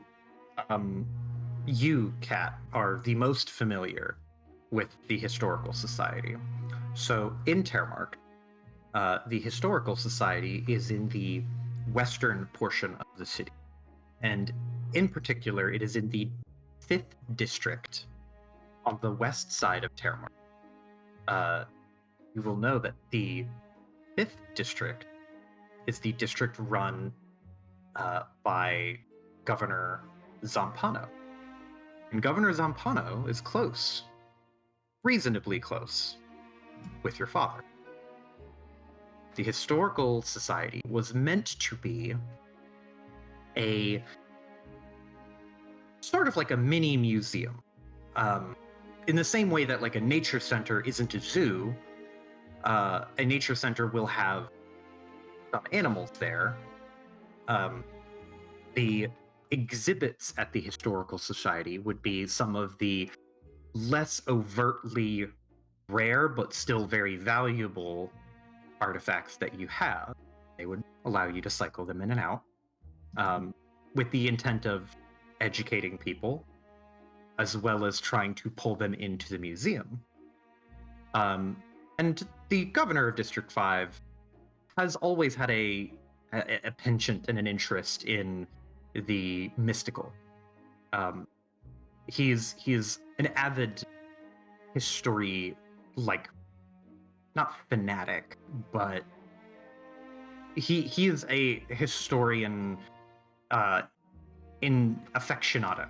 So he has greatly supported the museum. It's not in his district, but it is something he finds a fondness for. And in his own way, wanted to have something that he could kind of call his own. At least that's how you understand it. That's what your father,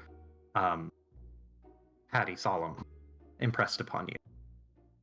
You have not personally talked to Governor Zampano, though. He's an eclectic one.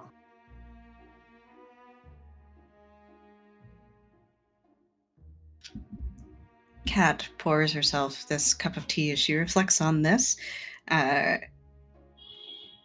tries to put the pieces together, as she always has, trying to keep everything together, and break it down into small steps. So, how's about we step over to the Historical Society, pay them a visit, tell them that with old Paddy Solemn out of town, he saw fit to make sure that we checked in on them in their time of need. Perhaps we can see if we can glean anything else about this incident.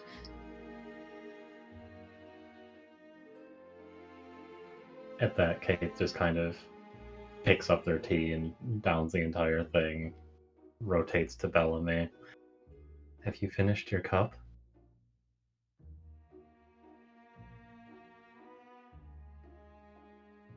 Bellamy's definitely 2 cups of booze in. Has not touched the tea or water.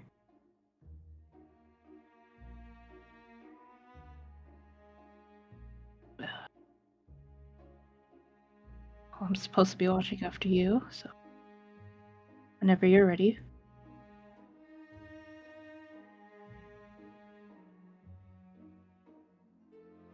Didn't think you'd need to be so fortified to look after me.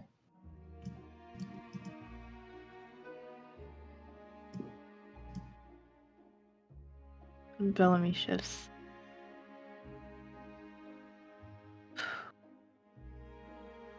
I know the letter was addressed to Colin. Is he joining us on this? So, Colin's understanding is that he was going to escort you all, and Pat, Katrina would stay here and man the museum. And that's still how Colin kind of understands it. He's both partially in and out of the conversation, just kind of overwhelmed and stressed at the idea of like, fuck, I don't know how to do this. I guess I'll just follow him around and be vaguely threatening and, you know, my usual self. But he looks conflicted. Any one of you, not all of you, but any one of you may make me a read roll.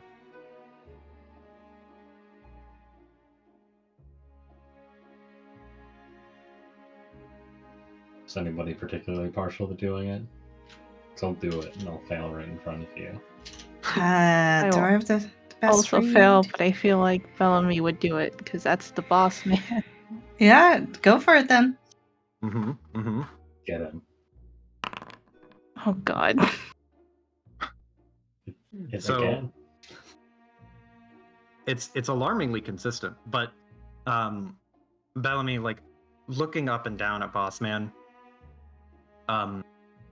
he's normally a pretty steely person. He is not the most expressive, but his flat affect right now is much more like stricken with a little bit of confusion and a little bit of frustration, and like he doesn't know how to express that in any way aside from his physicality, like kind of looking down, shrugging his shoulders a lot, tapping his foot like he's super anxious. He's definitely upset by the scenario, but just looking at him, you're not really able to glean anything other than his mild discomfort, which probably everyone feels at least a little bit in regards to this weird news. No, not at all. Doing great.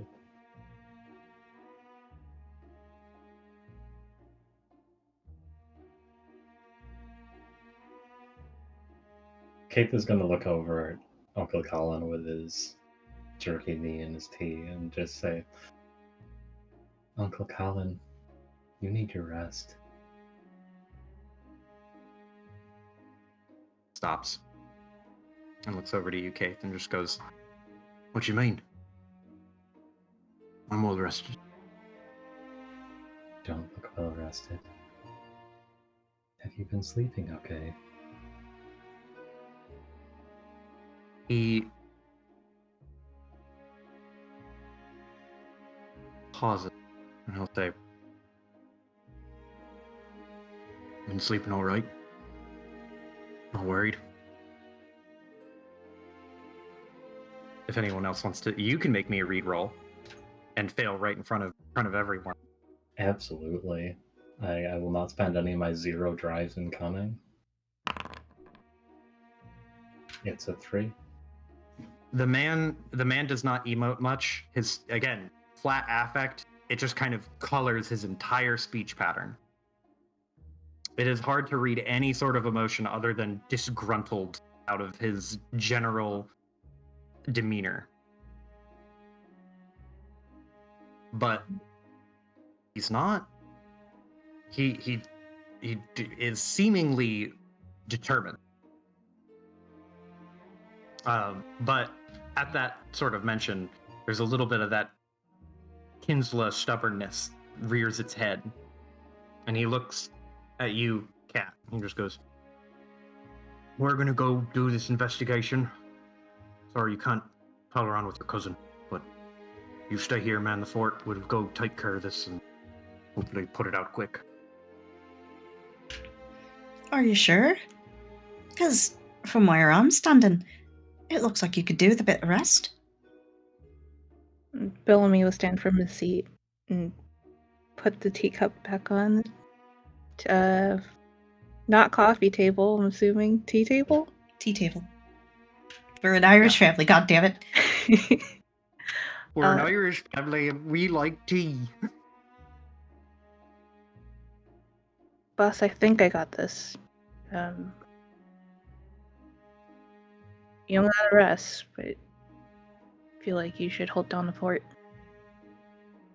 He looks at you, Bellamy, and he's a little surprised. Katrina, if you want to try to roll a sway to convince him to... I have it one easy. skill, and it is sway, and I will roll it every time. I could do strike instead if you want. I don't think that's a good idea. I could don't take think the that's a good idea. And Go for the- I don't think that's a good idea. I'm gonna spend a drive on this. Mhm. Oof! That 5's a partial. That Question five's a mark. partial. That five's a partial. So Oof, he ouch, owie. he like rubs his eyes. "You're not wrong. I'm not up to snuff. as they should be. Fine. I guess I can wait here, but... And he, like, looks around, and he just goes... If I can't go, then you get to go with him. I can run the museum. I've done it before. I mean, I'm not... He looks at himself, just kind of looks down. As clean as I'd like to be, but... You keep a watch on him, cousin. And, Mr. Montaigne. Report back to me. You're fine. Looks like dead at you. I always do, boss. You know I will. He's not looking at you, Bellamy. He's looking at Katrina. He's just like, you go with them, and you tell me how they perform. Kat, as Bellamy speaks, just smiles to herself. Well, they certainly seem enthusiastic, don't they? Oh god, I'm getting fired. Oh, very. He nods once and looks over to Bellamy, and then looks at the flask, and he'll reach over and take it out of your hand. He'll stick that back in his pocket. He just goes, buy more liquor while you're out. I need to get changed if I'm running this shop. Are you sure you're not wanting me to set up the Rococo bedroom for you? Nope. Can't close down the museum on day one. Parents catch you into that. It's going to be my head on plate. Kat nods, but with a bit of empathy, and does walk over. She gives Uncle Colin a hug, too. You give him, like... Sorry, I was going to say, you hug him, and how big is Katrina? Because Colin is a broad guy. I think Katrina's average-shaped. Like, I think she's like 5'5", average build. Yeah. It's like So trying to hug a barn door. Yeah, you like give him a good hug. You can get your arms all the way around, but it's like, yeah, it is like hugging a big Irish barn door. I imagine when she was younger, she just had to settle for like hugging an arm or like a calf or something. So there's a small amount of pride that she could actually hug him all the way around at this point. Mind what we were saying, yeah? Kate Ness over there, subject matter expert when it comes to sleepiness. If she's saying you need some rest, you need some rest. He, like, you when you're hugging him, he does not like hug you back. You just kind of like wrap around his arms, and his arms are kind of pinned to his side. And he just goes, "I hear you. Now, go on. I'll be sure to get my rest. I'll also wear that suit you bought me." Kat will laugh and then just reach up. She has to stand on tiptoe, rub his head a little bit. See? There's a good cat. He, like, you can see a little bit of like the embarrassed, like he's a grown man who's like, call me a little cat. Come on, man, I'm cool. But he just shrugs it off and he's like, right. But I expect a report from you. I want to know how they're doing. I'll keep an eye on him. And he turns to you, Bellamy, and he gives you like one real good one too. And he's just like, and that doesn't exempt you. I also want my report from you. Got to see if there's line that lines up. And if y'all two conspire about it, lie to me. No. Do I also give a report? Not to me. You give it to Mad Cat. Oh. And he does not look envious of that. Kat also does not look envious of that, and that's her mother. Oh, how generous of you, Uncle Colin, to let me report to the matriarch of the house. I hope your sleep is free of nightmares. He nods and just kind of like his mind goes, and it seems like he's elsewhere, and he just goes, I hope you find some good news over. We could use a little bit in this.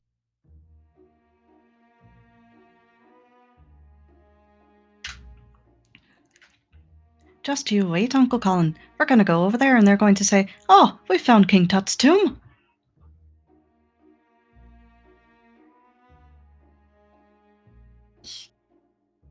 Snorts and shrugs. Maybe one more big score before we put a pin in all the artifact, and we'll see. Before Ma and Dad put a pin in all the artifact, and I didn't go to college just to give all of this up. It's important work, even if they can't see it. So, everybody all settled then?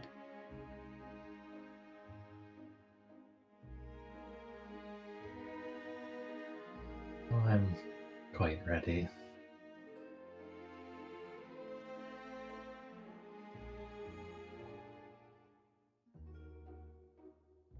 Shall we then? If you're upright, Mr. Montaigne.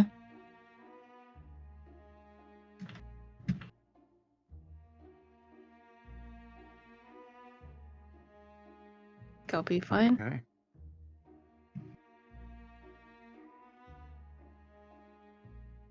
Okay. So you all gear up, and you will owe an explanation of whatever shenanigans you get up to Colin. I don't. Except you, Keith. But you gear up and start heading across the city. It's not the most difficult walk. The city is relatively calm as it hits the middle of the day. People are out doing their work, have gone to their separate corners of whatever relative part of their life takes precedence during the hours just before lunch. And with the calm energy, you manage to walk all the way across town, the bridge, past the exit to the Central District, out into 5th District. You walk the next few blocks, and as you're walking, you're all loosely aware of this, but as you are going through the city, you see some of the volunteer City Watch, or rather, they were the volunteer City Watch, as they are quickly being acquired by the church. They're starting to get more official uniforms. Now, before, they were regularly supplied by Governor Zampano, as he always felt like a strong military presence was helpful, and if people are volunteering, they should be rewarded with something like supplementary gear. But there's a new pull of the church to move this aspect of the city and subsume it under the blanket of the church's responsibilities. And what before was like a relatively simple, like white and silver styled, simple square pattern, like breastplate and greaves and bracers, now has become the telltale trappings of the ONR. And the most notable of the trappings of the ONR are the reds and whites and golds. The armor, what was silver and white, has now been affixed with like almost like vestment style cloth. One side red, one side white, so that it looks almost like it almost makes the city watch what were just a bunch of dudes wearing armor who were just kind of, they looked like citizens. They would wear their citizen clothing underneath the armor, and they were only denoted as like servants of the masses by virtue of having weaponry. Now they look more like kitted out Templars, like these just religious icons of security marching through the streets. They did not have helmets before, and now they do. They did not have any sort of they had very smaller pieces of armor, but now they have upper pieces to the arm and shoulder coverings. They have bracers and greaves over their legs and not just their calves. And it's not unnerving to you, but you can see that as you are walking through the street, you don't have to roll for this. You are all perceptive enough to see the reaction that some of the citizens have watching these people, where now you can't see their face. It's just the iron cage between one person and the next. And it just, again, for you in particular, Keith, there is a discomfort around that, an unease. It's not clear what's happening quite yet, but there is an anxiety present in that sort of very, very quick acquisition and subsequent equipping, almost like they were prepared for this. But walking a few blocks away, you notice that as you get to the Historical Society, is in contrast to what you would expect like a little historical society to be. This is a very opulent looking building. I would consider it like a McMansion, in that it has an actual dug in and paved moat, like a manufactured miniature moat around it. Stone castling walls.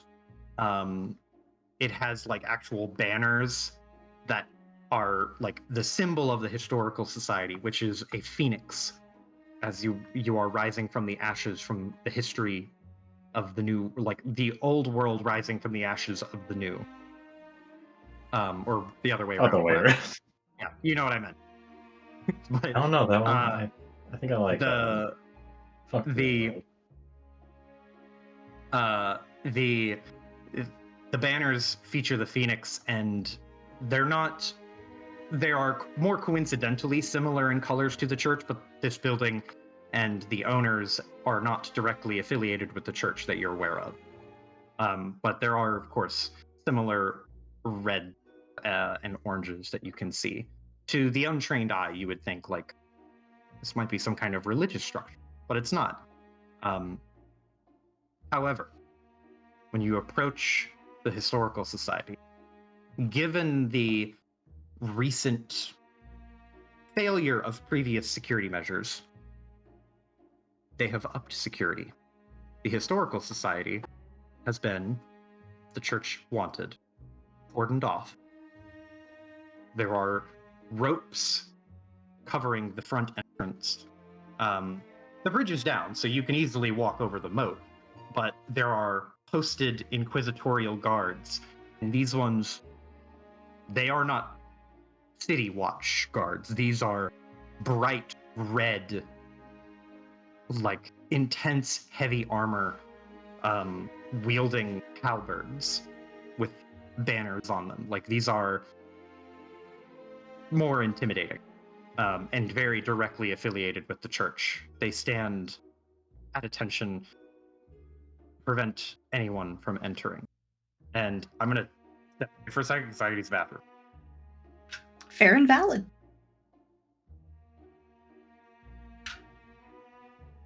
Unfair, invalid. I'm really struggling to think of a character I've played that doesn't have high charisma. See? Kira, I want you to know, you saying that Aang has high charisma but isn't charisma based, that's just helping our case. She doesn't need high charisma. In fact, it'd probably be better if she didn't, to put it in other stats that she does need. You see what you've admitted. I didn't dump any stats with her except strength, and I don't need that one. So Okay, let's look at Whist. Whist has, what is it, 8? let's not An look 8 at Whist. con, but a Let's 13 not. charisma. Whist? That's like the lower water margin for her. Yeah, no, but still, It's like at least need minimum your, stats to you play a have a paladin. negative to your health. So you can have a positive to your charisma, I might die, but I'll be pretty when I die. right?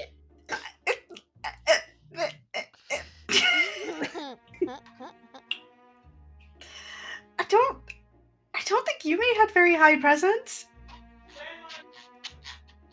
There are a lot of things I could say right now about that. I'm not sure which of them you want me to say.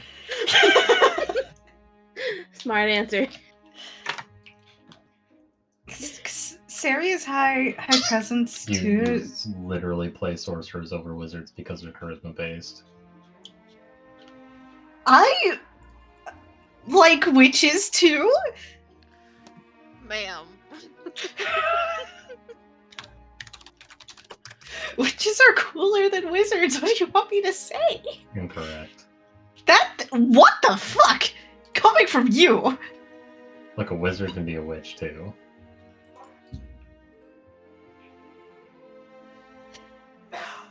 I can play it on. I don't know if I can. Again, further proves Amy's point. If we have a collection of non-charisma characters from Kira, we know the world is truly ending. Mm-hmm. It's our version of a canary in a coal mine. Which... Never mind, off topic.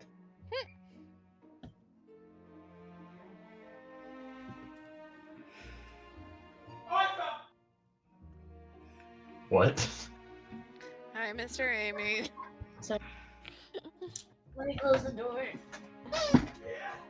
Taylor, why did you put out other her? I hate it here.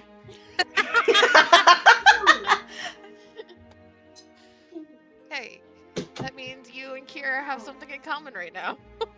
He put his toy right over my fucking foot. Fuck off with your toy. And then I stubbed my toe. And this fucking loud ass motherfucker over there. It's really hard to sympathize with somebody making chew toy noises. I stepped on it. Hello. Look at you, man. You just missed everyone roasting the shit out of me. Oh, I heard. Oh, okay. Well, I'm glad. Well, I'm I got glad there you like did. 2 hours ago.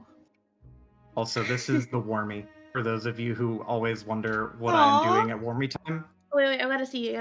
It's so cute. Ah! I would want that warmed all the time too. Aww. He's not as big as I thought when I ordered him. I thought he was going to be twice as big, but he's perfectly cozy Yeah. and a Is it little Warmy like time? deranged looking. As are we all. Well, yes, but I'm going to put a pin in it because we're almost at a good wrapping. So if everyone is Very here- dramatic piss break. Charles, are you present? No. Okay. We'll wait for you. Perfect. So, you arrive at the Historical Society. You see it is blocked by 2 very intimidating looking, like armored, like ye old version of a Praetorian guard. What do you do? I figure we should try and politely ask if we can get in. I feel like that's something As a that strike. We're not Yes. punching. We are not punching the fucking Praetorian Guard over here. It's gilded. You already beat the shit out of a reporter once. They're You've lightly swayed, like, armored. 5 times already. And I'm gonna sway again. That was only an assisting strike. Do you want to try something here, Matt? If you do, if I'm swaying too much. No, that's Bellamy. The man hasn't had breakfast. Yeah. How's he standing up? How's he standing up? Sideways. Question, DM. Uh-huh. How likely is it that the governor's daughter is here? Here at the Historical Society?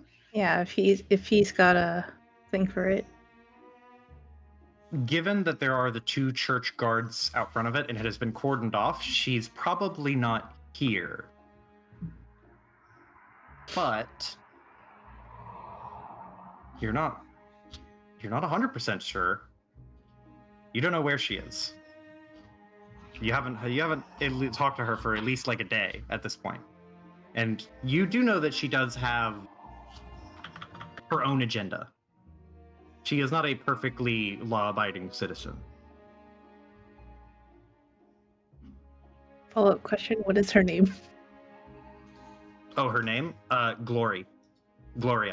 But she goes by Glory. Thank you.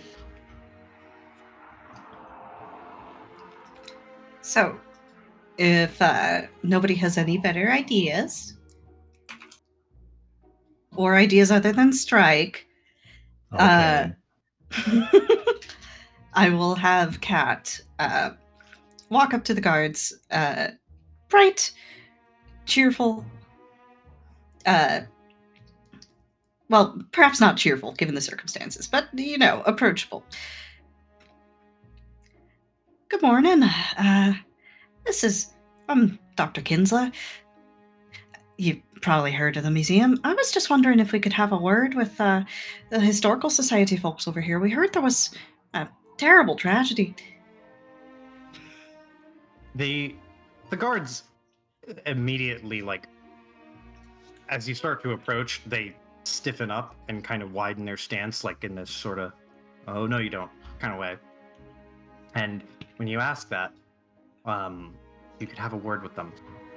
One guard will take a step forward, a single step, and you hear, like, his heavy armor. And he says, "The Historical Society is not accepting new visitors at the moment. They have been detained by the church for questioning."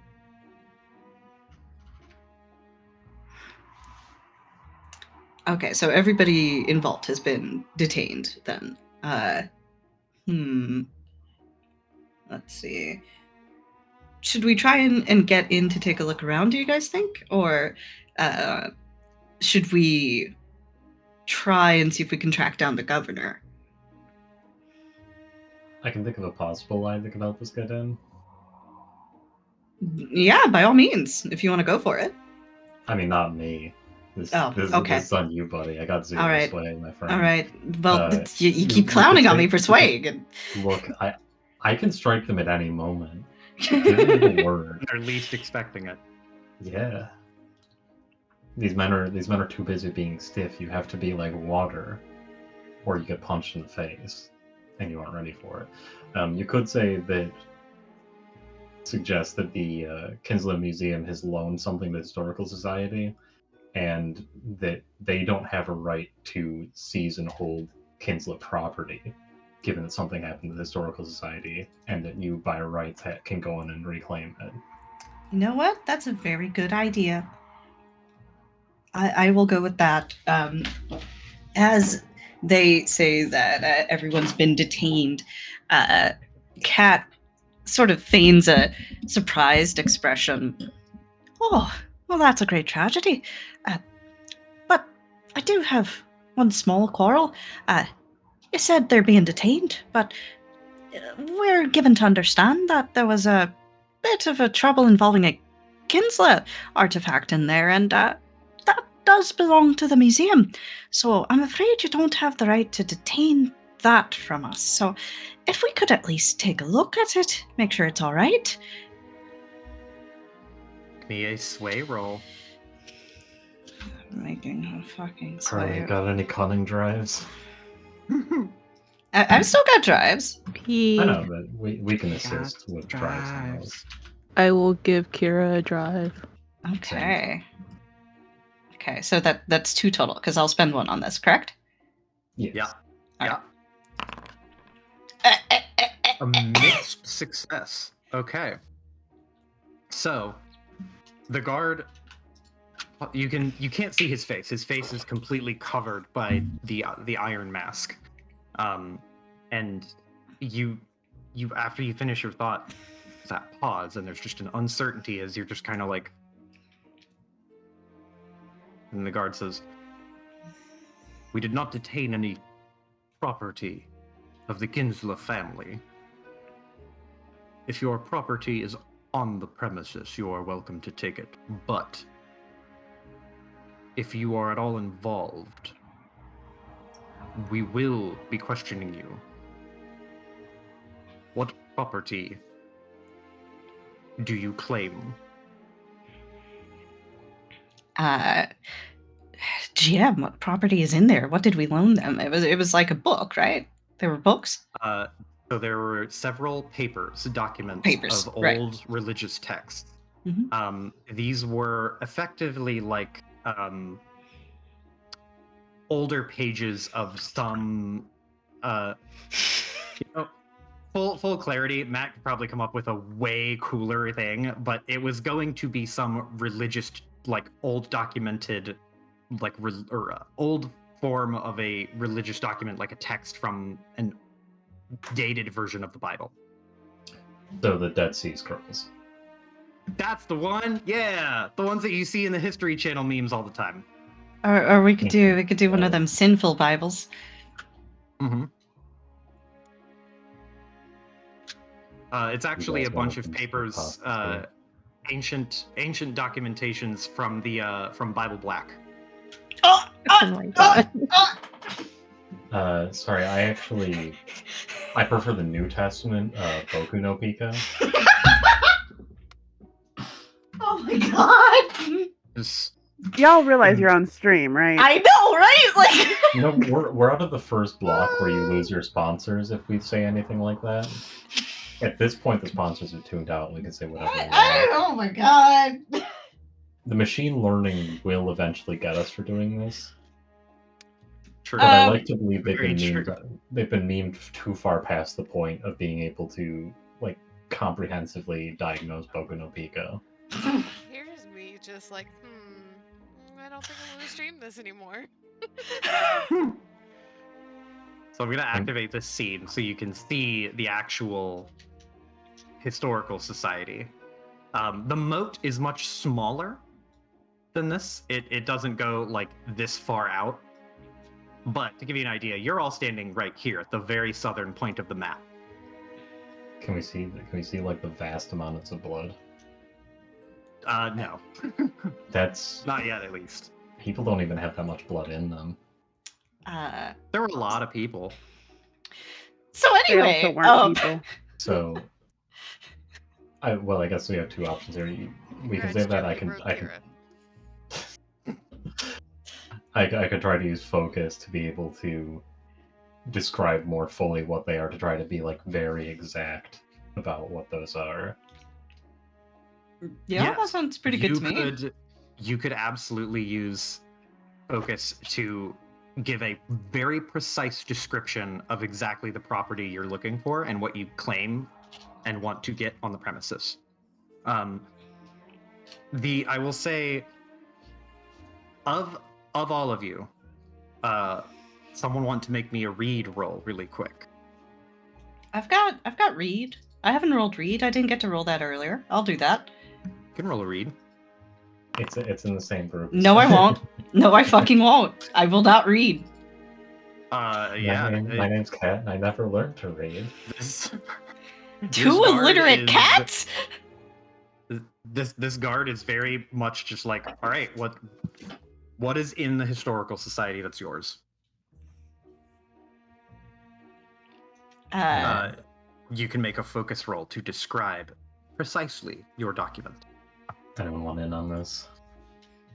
I don't know if you want my help with the way that just went, but yeah. What is this, intuition? Yeah. Yeah, you can have one of mine.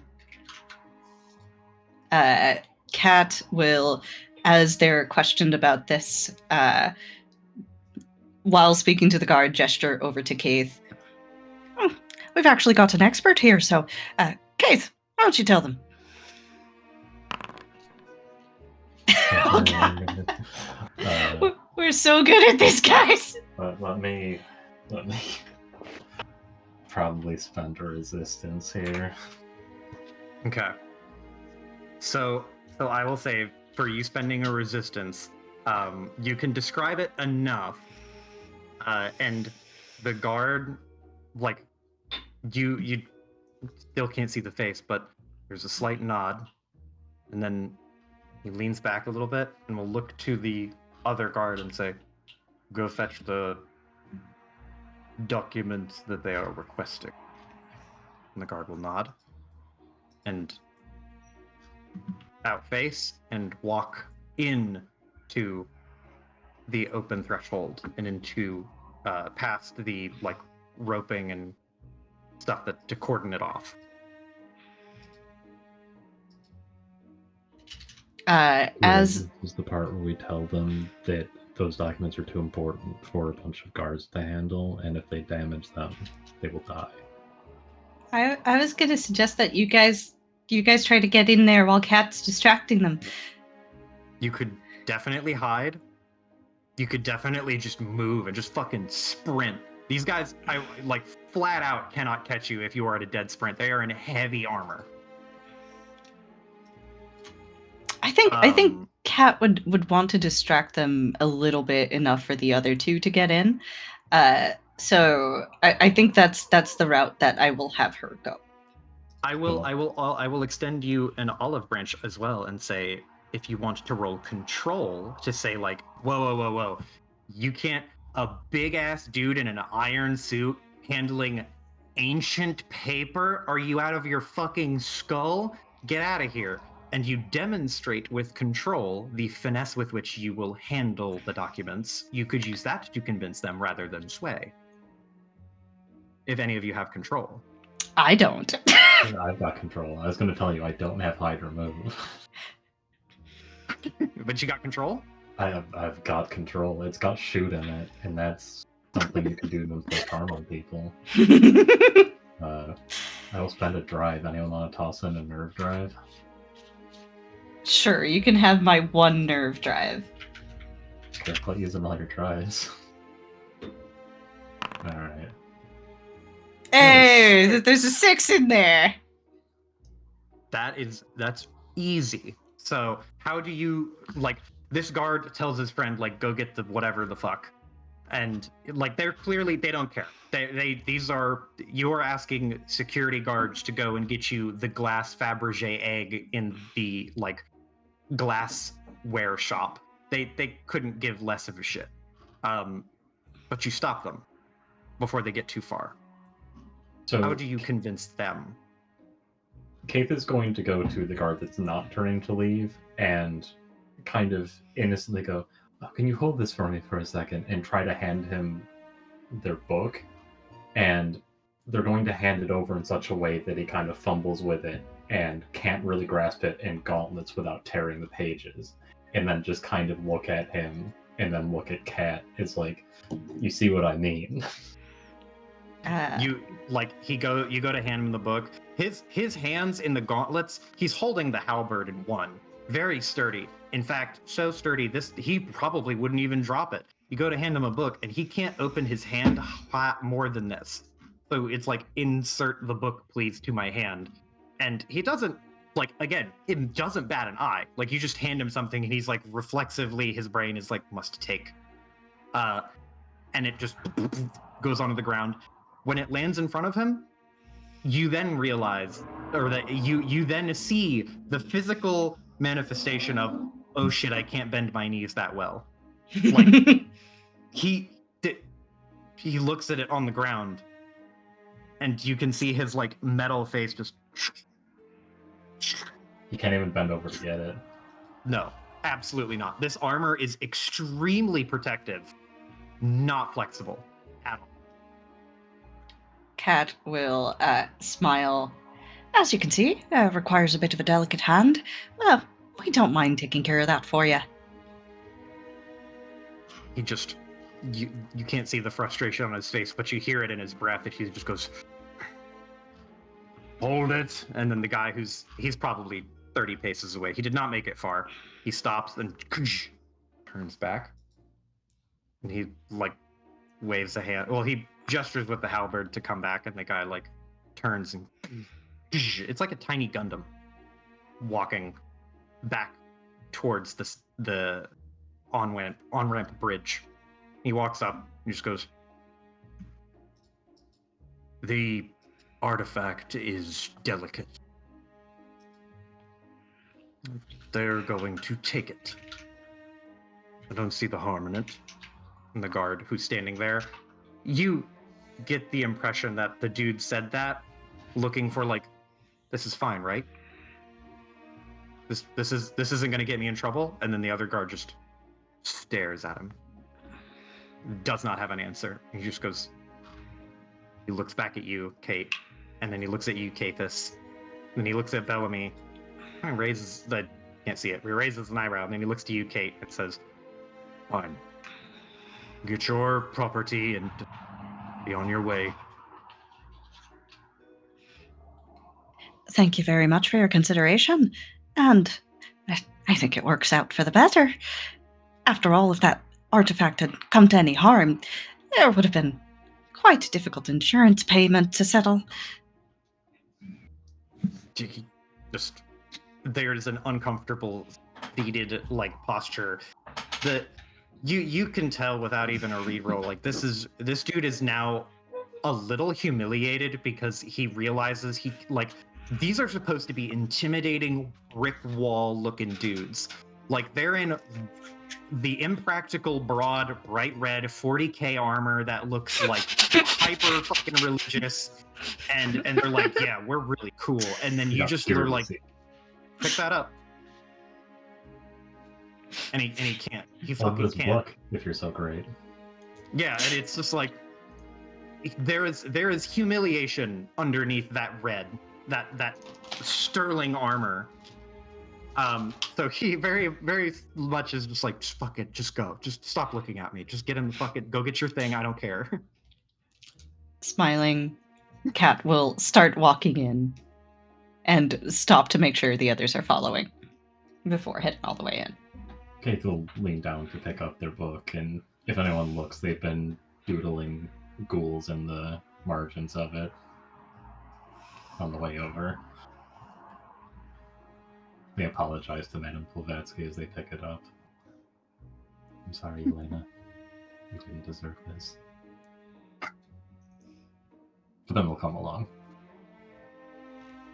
So, as you are making your way into the Historical Society, or rather what is left of the Historical Society, looking around the room, the damage that has been done has not been mended. It is still very it is still very much in the throes of being repaired. What? Ah, no, I want new music. There we go. But it's still very much in the process of being repaired and having certain things taken out and cleaned. The blood in most places has been cleaned, but there are very obvious stains. Things like pieces of furniture that have been broken, and shrapnel has been thrown and scattered to different parts of the room. Pieces of wood and cables and other bits and bobs. Walking through here, you see artifacts that you remember dealing with and moving and shipping through. And you in particular, Belle, you see artifacts that you personally handled here, covered in debris, in dried flecks of blood. And there is a deep part of you that is just your stomach is like turning and twisting into knots. Like this place is bad. I don't like being here. I didn't know that this place even existed in this state. I would rather it just be burned to the ground and just completely removed from my life. It would be easier if it was destroyed and razed to the ground than someone having to come in here and look at all of this stuff, and let alone you being here to reclaim an artifact. Would you say I take a brain? I was gonna say you're like nervous, and you can correct me if I'm wrong, but Bellamy seems the type that when they're nervous they put their hands in their pockets and kind of shell up a little bit. Absolutely. You do exactly that gesture. You look around and you just close your eyes and you're like, and you shell up and put your hands in your pockets, and you put your hand in your right pocket, and there is a metal coin that should not be there, but it is. And you touch it with your finger, and then you feel a little dizzy. And it's not the alcohol. All of the booze and all of the almost comfortable numbness that comes with a bit of tipsy drunkenness has left you, and the crushing sober reality of your surroundings has booted its way in. What does one bleed feel like in this moment to Bellamy? Oh, bleed. Oh my goodness. I think he's gonna the moment he feels the coin in him, that unease melts away. And then it becomes like uncomfortable. And it reminds him of a conversation he had with Keith. And feeling uncomfortable with the secret that was shared with him. And he shouldn't feel at ease right now, but that coin right in his pocket. It's as if nothing, there's no blood, there's no destruction. It almost feels like when he sees Cat, except without the nerves.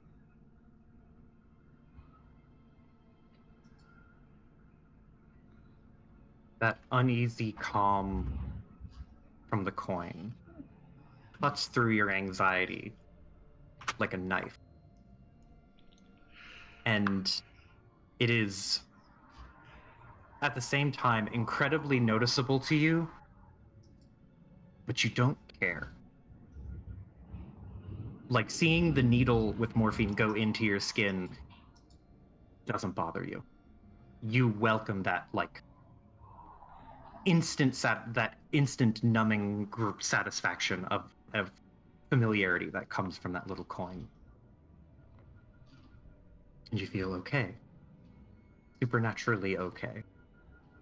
Hey, however, you are walking through, and you are no stranger to the violence of the world. You are very keenly aware of the types of things that move in the dark and the tragedy that happens when unprepared people meet opportunistic monsters. And that is pasted on the walls and floors of this entire building. There is no one place that you can look that does not have some moniker of bestial violence on it. Even with all of the cleaning and preening the church has tried to do, even on the places where blood is completely removed, there are gouges from claws. And there are stab marks from swords of people desperately fighting back.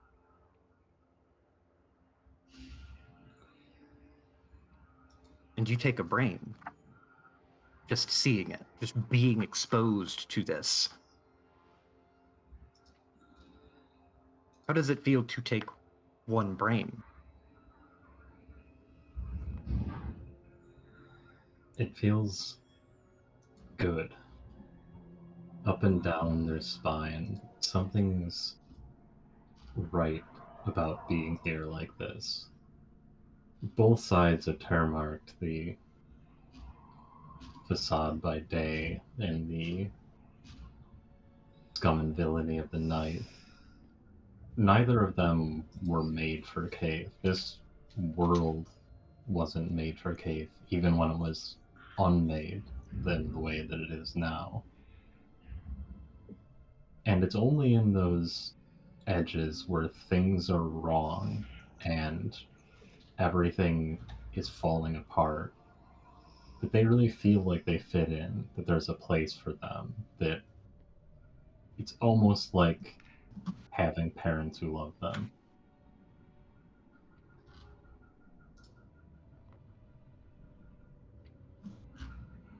And then lastly, Katrina, what strikes you most about this scene is the fact that you lived in this city. You were here when it happened. You walked from where you sleep at night to this building, and it is covered in death. Old death. The death that has been mopped up and not yet cleaned. You will also take a brain. Has Katrina ever really experienced anything to this extent before? I don't think that she has, because her position has mostly been curator of the family museum, and before that, person who desperately handled all of the correspondence as the family fell apart over the past few years. Just sort of a linchpin, but not somebody who ever really has to deal with the uglier parts of the family business. That's always stuff that Collins dealt with, and sometimes Madcap. It's she's aware that it happens because for a while there, she and Colin, I imagine, were kind of the only really functioning members of the family, and so she's heard reports, she's seen things on paper. She doesn't like them. If she had her way, they'd probably do a lot less of that sort of thing. But being surrounded by all of this blood, by all of this death, and knowing that it happened within the city walls where they're meant to be safe, that all of the people of the historical society were in some way involved, people that she probably has met on some level or another, she starts feeling nauseous, and she stops near a plinth and just takes a second covering her mouth as she tries to get herself back on track and not let the visuals and the stench and the faint humidity of the air get to her, because even though she knows on some level that this sort of thing happens, that it's happened to her family, that her family has done these things, I don't think she's ever had to confront it on this scale before. And confronting it for the first time, being like front and center to it is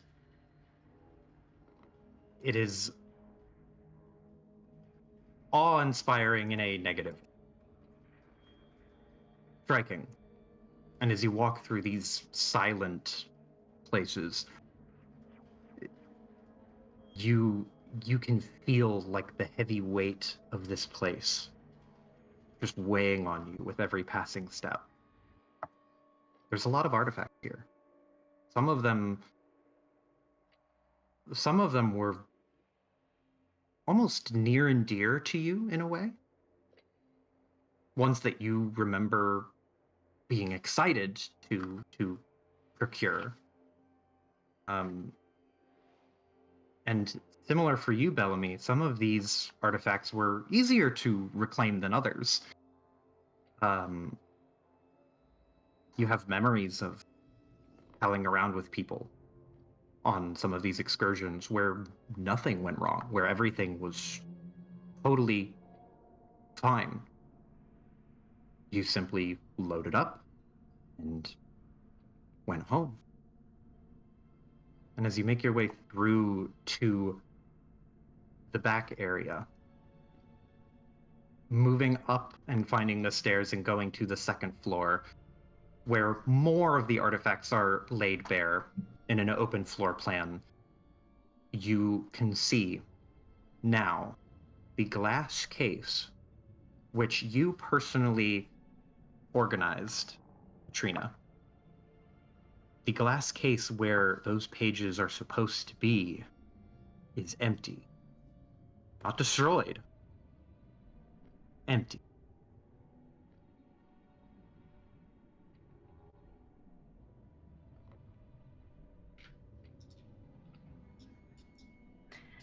At the sight of the empty glass container, Katrina, still covering her mouth, has now, I imagine, hiked up her shirt over her nose and mouth to try and drown out a bit of the stench, and just desperately trying to stay in charge. Approaches the glass case and quietly reaches out as if to put her hands on it, then thinks better of it and looks to the others. Oh, this is a wee bit worse than Uncle Colin made it seem, isn't it?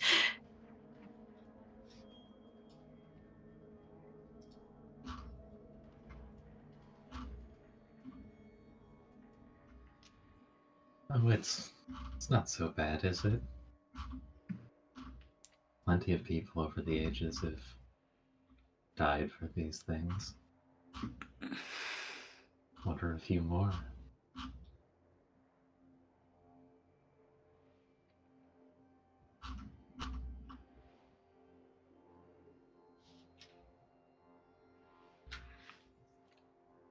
Kat takes that in consideration, looks at the empty glass container again, thinking about all of the effort she went through to make sure that the temperature was correct in there, that the humidity was correct in there, that they kept it in a good spot where it would get indirect light and the ink on the pages wouldn't fade.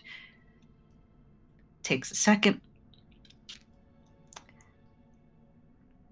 I suppose there will always be people dying for this sort of thing, but let's be sure that they're not dying in vain. See if we can't figure something out here.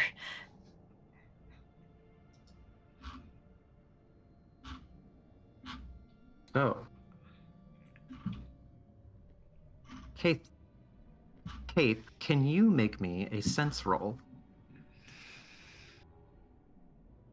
Absolutely.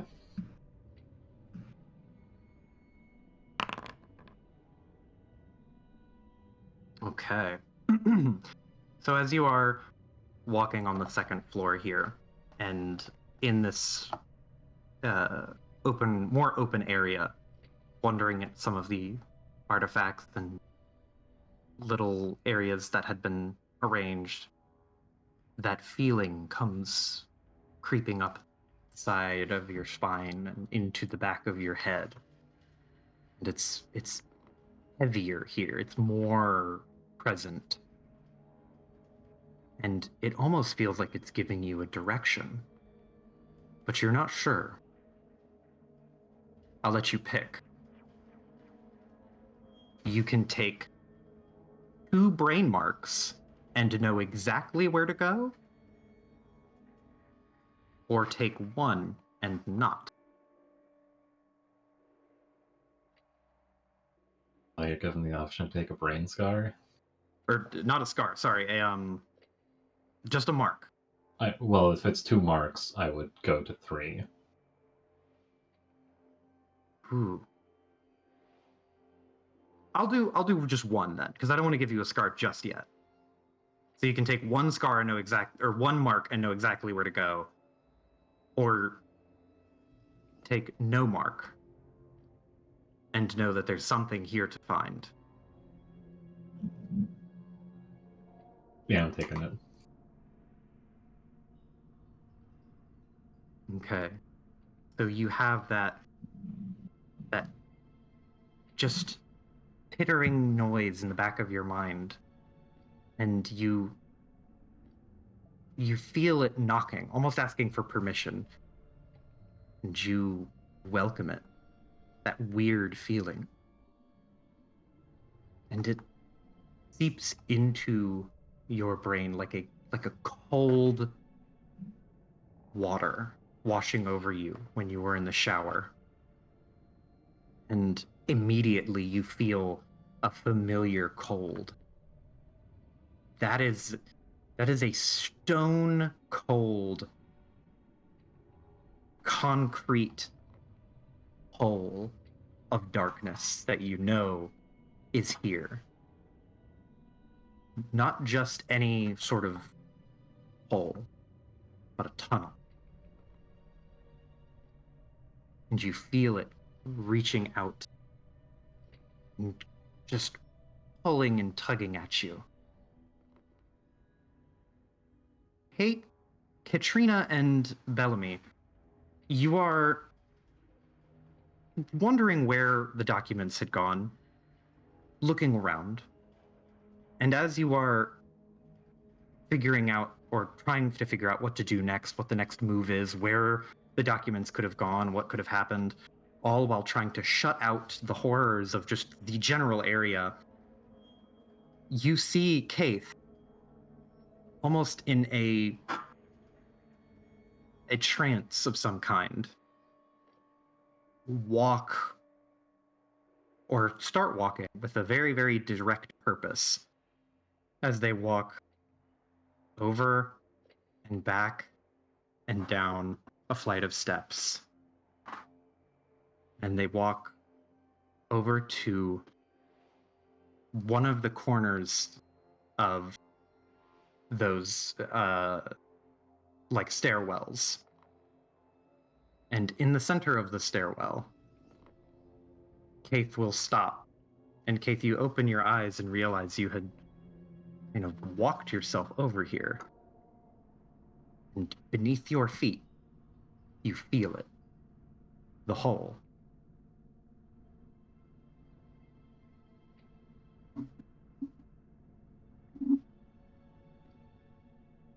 Underneath the bricks that hold your weight up.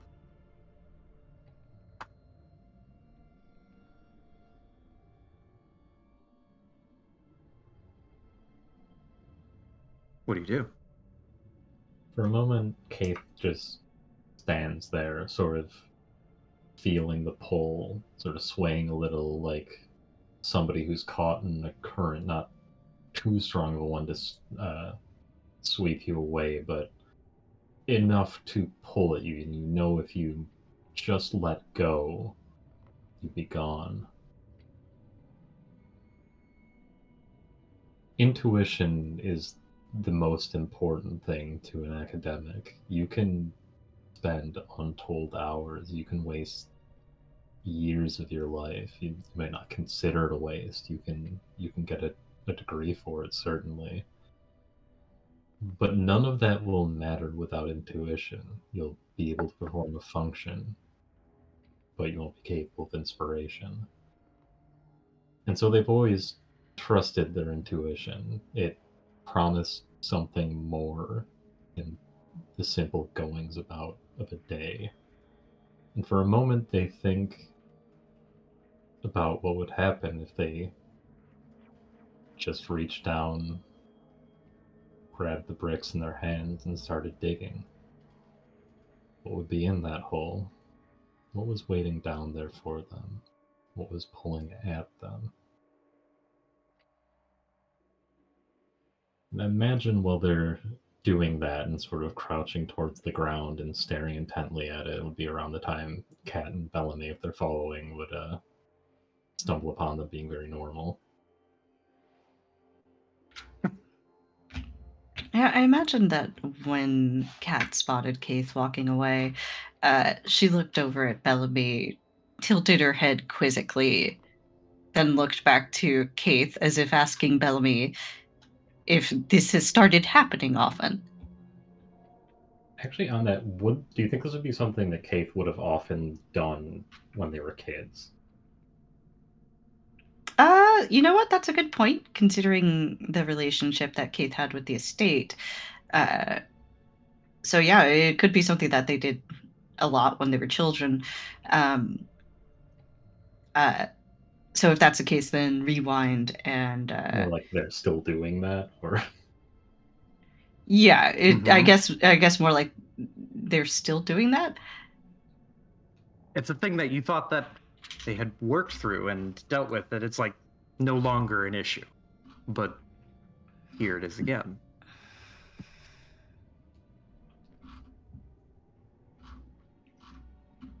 We're not being escorted, are we? No. You have the whole area to yourself.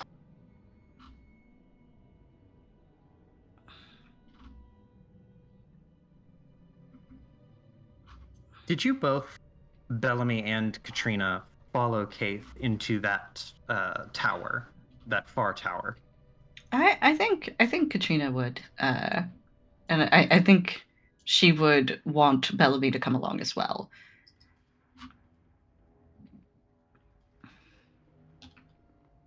Bellamy will linger a bit. I all of the artifacts Oop, you cut out a little bit. All of the artifacts, what? that he's handled,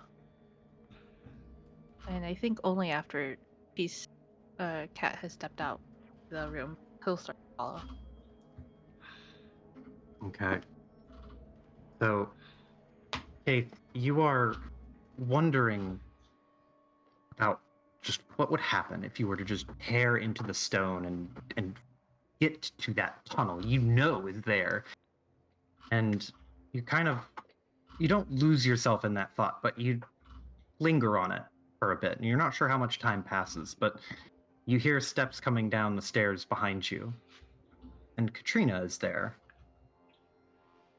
And not long after Katrina, you round and see that Keith is still having that kind of almost like waking, sleepwalking problem. You hear Bellamy a little bit behind you.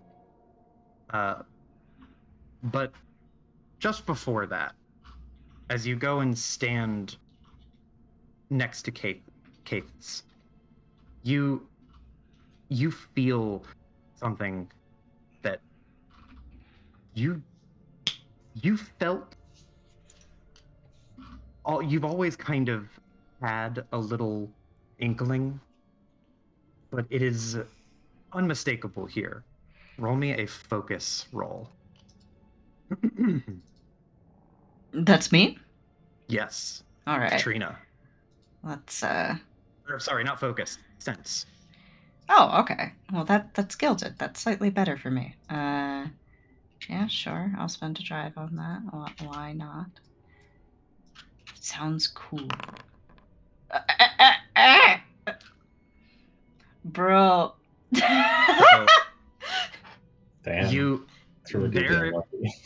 that familiarity is undeniable, but you find that kinsless stubbornness buried deep down inside you, and you reject it outright. You're like, no, I don't know what this is. I refuse. And you almost like plug your ears and like deny what happens as you feel that cold creeping up from beneath your feet, and the slow climb of awareness. There's something down there. There's something down there. And you feel one bleed creep up and over from your toes to the tip of your fingers.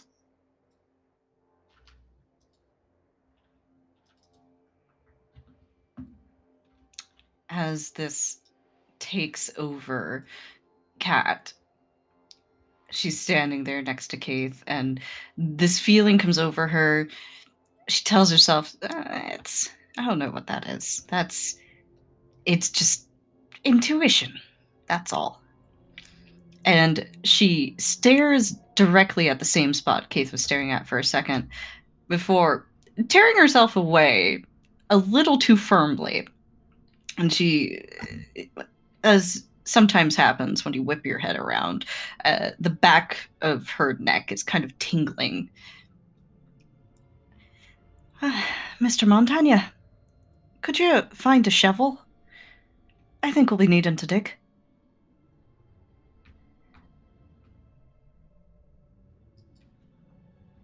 Is there a shovel around? You could have one as part of your gear. I will also let you count it, let it double as a weapon if you wanted to use it later to bash someone over the head with. Heck yeah. To be fair, we left the shovel back at the house. The other shovel. So, you, without much issue, you are able to, go into one of the neighboring rooms, and there is, some small gardening equipment here because they have a manufactured garden area in the front here. So you grab one of the spades left to the side in the closet. And there's a comfort in this, Bellamy, as you run and grab a spade and run back to that room as you get there, and this is easy. This is where you and Uncle Colin overlap in the sort of manual, all I have to do is move some dirt or find a thing or go to a place. It is very direct. And as you are grabbing that shovel and walking back to that area, you stand in that tower, poised with the shovel, as Katrina had asked, and you feel a familiarity again. That cold. And you don't realize it's familiar. Initially, you feel a little chill, and you don't know what it is, and it just seems generally colder. Then there's a part of you that is familiar in its forgotten nature. You remember only in brief flashes, darkness, caverns, blood. Everyone is gone. Then it's you. And then the coin. And interspersed throughout those flashes, that cold is there.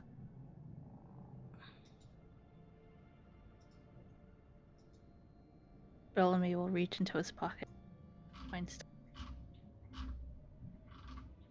You reach into your pocket and grab the coin, and the comfort washes over you again. It is familiar, and it's comforting now, as it should be. There's nothing to worry about. Take one bleed.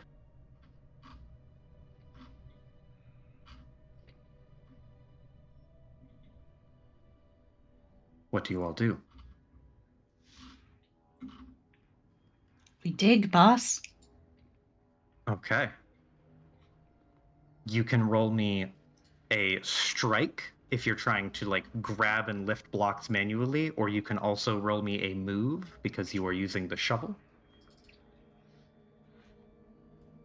Somebody say strike. I'll do move. Oh. Okay. You can both go at it because this is a sizable task. So both of you make me a move and a strike. Respectively. A A 6 on the gilded. big diggums.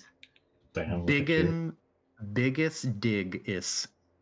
So That's me. so Bellamy, it's a little awkward at first because you try to heave with the shovel, and the stones mostly worked in here, but you're able to wedge it in certain places and use your leverage to pop the stones out. Keith, you go at this with almost reckless abandon. You are like excited to see what's down there, and there is a like fervor to get at it. So much fervor, in fact, that as you are pulling some stones back, you pull one and several more crumble in, and you feel the ground beneath you start to bend, and you can all see this happening. The stones were balanced by virtue of being weighted against one another, with the grout and ceiling between them. So as you start removing stones, that pressure grows weaker, and this hole is bigger than you thought. And the ground gives way, but not before you all have a chance to look at one another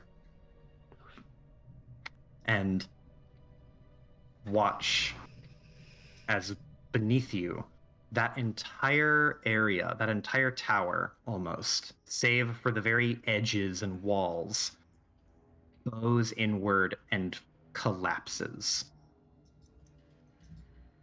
Katrina, make me either a move or control. I don't like that. I don't like that because you see, I don't have any in either of those. Bellamy can simp a drive for you. Can Bellamy simp? Bellamy can simp a drive. Okay. Bellamy will do so. I'll go with move. I will take my simp drive. Partial success. That's a partial success. Beast. Okay. Power of simp. So, Bellamy, you fall, and as a part of your success, you are able to deftly keep the shovel mostly wedged in between some stone, and as it gives way, you press it into the wall and scrape it against it. The tunnel grows narrower, just enough that you're able to use the shovel to slow you down on your descent, and it rapidly curves downward. You manage to break your fall that way. Kathis, you roll me either a move or control as well. And Katrina, because you simped a drive, you will tumble and fall, and the stakes are relatively low by virtue of Bellamy helping you. So you, as you are tumbling and falling, you feel Bellamy like reach a hand out and grab you. And it's that thing where you reach out and grab someone by like the entirety of their forearm, and you latch on like reflexively. And in that moment, your knees swing and hit the wall, and it hurts, and you feel immediately your knees are bloody. But you tumble down with Bellamy, and you're mostly okay. A little scuffed up, but no worse for wear. And Kathis. Move or control, was it? Move or control. What if I just want to fall down? You can fall down. I will say that you fall and you tuck and roll. You'll take one body as you scrape and like ricochet off of the walls and stone of the tunnel. And you all tumble to a stop. And just to give you an idea, it is in the tower. You have the tower that is here. The hull curves down like this.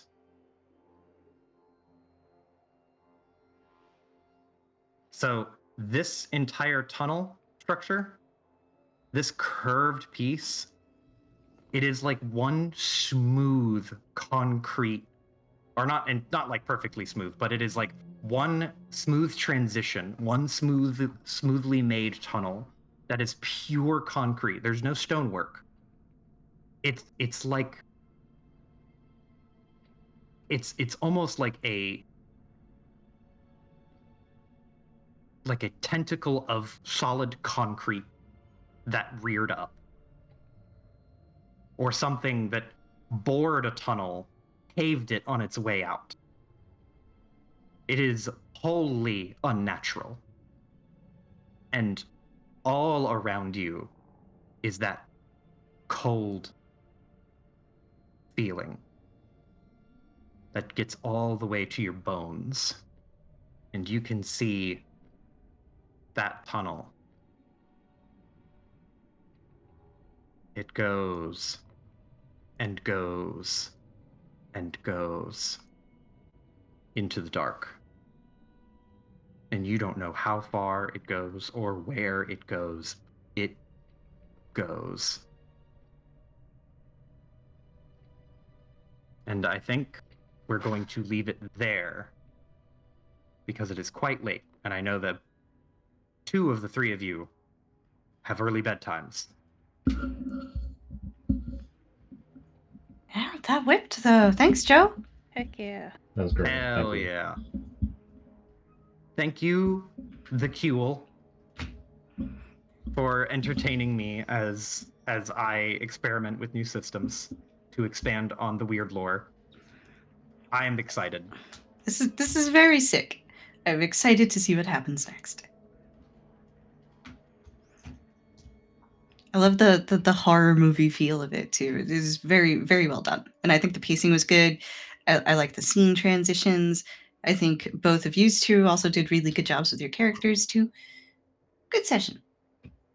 Yeah, I think one of the coolest things Candela does, and Joe did a great job with it, is I really like you take damage, how does it feel to take that? And it really encourages a lot of character building and introspection. It's really cool.